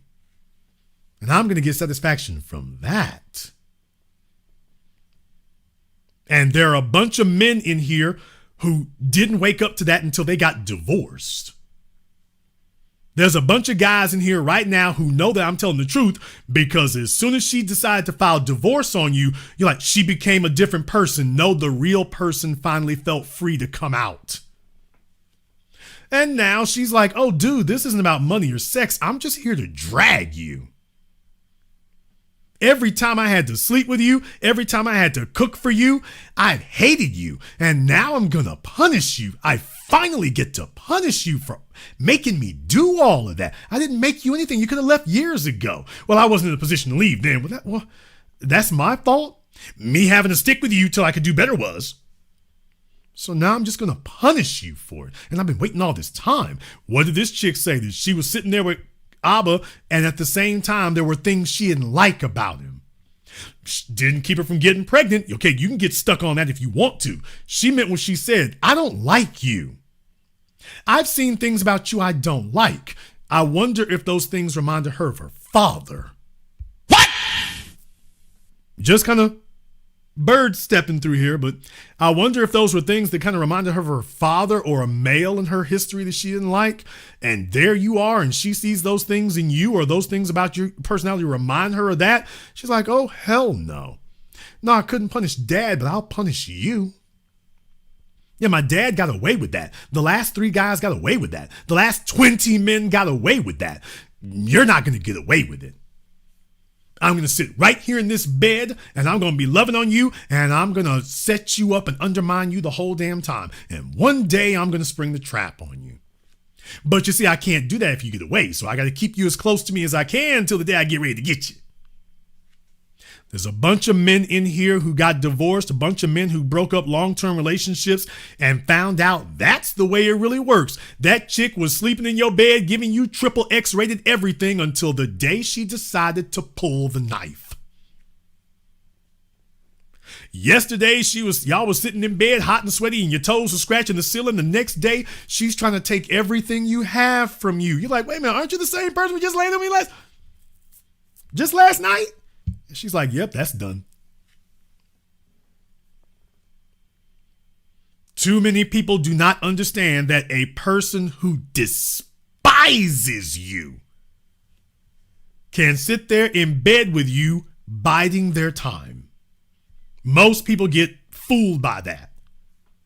That surely this person would not be having sex with me if they despise me, or if they've got some ulterior motives, or if they're waiting to spring a trap on me, that surely they wouldn't do that. Surely they couldn't tolerate doing it. There's a bunch of folk who can. There's a bunch of people who hate you as much as they, quote, love you. Nigga, what? You all need to understand that. There are a bunch of people, and if you think about your previous relationships, they hated you as much as they loved you. However you want to define, quote, love. That doesn't change the fact that, yeah, they love you, they also hate you. So they just kind of vacillate back and forth, and depends on what you catch them. If they're by themselves, they might stew on reconciliation. And again, they might stew on how much they hate you and some of the things you've been doing. And then you catch them at that time, and next thing you know, they're at your throat, and you're like, what the? I didn't do anything. They just been reminiscing on how much they hate you. You left them by themselves. They've been meditating and reminiscing on things that you did that they didn't like. And they're like, yeah, and I never really got even the way I want to get even. And like, you know what? Eventually we're going to settle up. Eventually I'm going to settle up with you. In the meantime, come on over here. We can have some sex. You're at least good enough for that. That's why it is not good for black men to value themselves on sexuality. That's why it is silly and stupid for black men to value themselves on sexuality, because that makes you blind. There are a bunch of females who will sleep with you because you're good in bed. Well, that's like going to a good car wash that does a good job detailing your car. That doesn't mean that the car wash loves you. You are a customer. You being a black male who's good in bed, that don't matter a damn. That doesn't change the fact that she may not like you. You're just the best practitioner. And you talking about, well, I'm having fun. Okay, it's all fun and games until she decides to pull the knife. And you're sitting there blind to it. And the more contact you have with her, the more opportunity you're giving her to do whatever she gonna do. So no, we don't do ourselves any favors priding ourselves on that, because it makes it very easy for people to sneak up on us. They need to admire you. They need to respect you. They need to need you. They don't need to want you. And you better be gauging and measuring a hell of a whole lot more than how sexually passionate for each other you are. Most of y'all have been to Disney World or Universal or Six Flags. You might have had fun on the rides. That doesn't mean that Six Flags loves you. That doesn't mean Six Flags respects you or admires you. If you're so needy that you don't recognize that they're just performing a function here. She's calling me because I'm good in bed, and she doesn't want to lose that because she hasn't found a suitable replacement yet.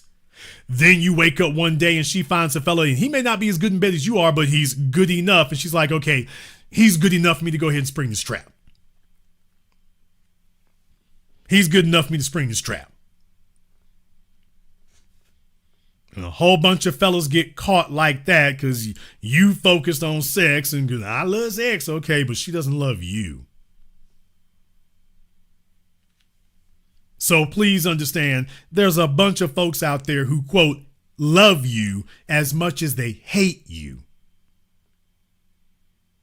And any divorcee will bear me witness that it is very common. It's not uncommon. That's not the exception to the rule. It is very common that is the rule.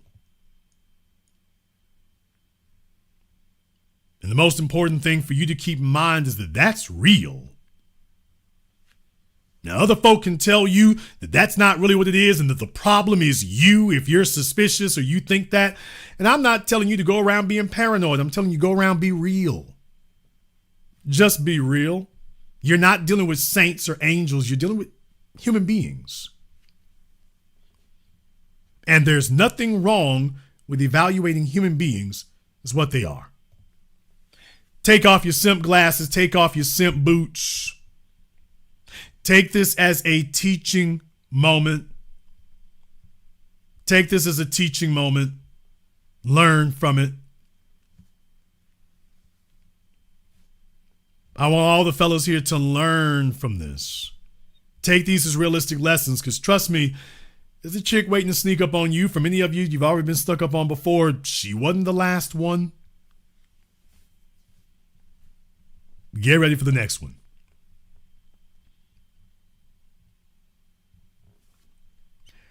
The simp economy is the most expensive place that a man can spend his life today. We're going to go ahead and wrap things up here tonight. If you are new here to the business, welcome to the Definitive School of Power Dynamics. We do this every Friday. You are more than welcome to join us when YouTube is not messing with my program and for preventing me from starting, which is what happened tonight. So click that subscribe button and that notification button. Join us each and every time that we are here. If you haven't been to our Patreon, the link is in the description. I got a lot of explaining to do for tomorrow. I need to explain to y'all what happened. And we'll get this straightened out tomorrow, y'all. We'll get it straightened out. Join me tomorrow, folks. For my patrons, I'm going to get this. I got some explaining to do, so we'll get that taken care of. In the meantime, I want to thank all of you for tuning in to tonight's program live or recorded, especially to everybody here who contributed on PayPal, Super Chat, Venmo. Shout out to Sir Shy. Thank you very much for checking in tonight, brother. Here, this is why we call us the Authority. The Gentleman's Lounge gave out some memberships. Zachariah Williams, Jodo Diesel. Shout out here to Lil24. Mr. Jason, you might as well save your breath, because this dude would say he understands what happened and agree with you. If she calls him right now, you go and cuff her wife on day one. Don't be surprised if they don't. They might listen. Triple X, Mikai, everybody else here, thank you very much for your support here tonight. This concludes this broadcast of The Business. I am your host, your brother, your humble servant, Mr. Jason Black. And until next time, my brothers and my sisters from around the world, remember, handle your business, or the simp in you will handle you.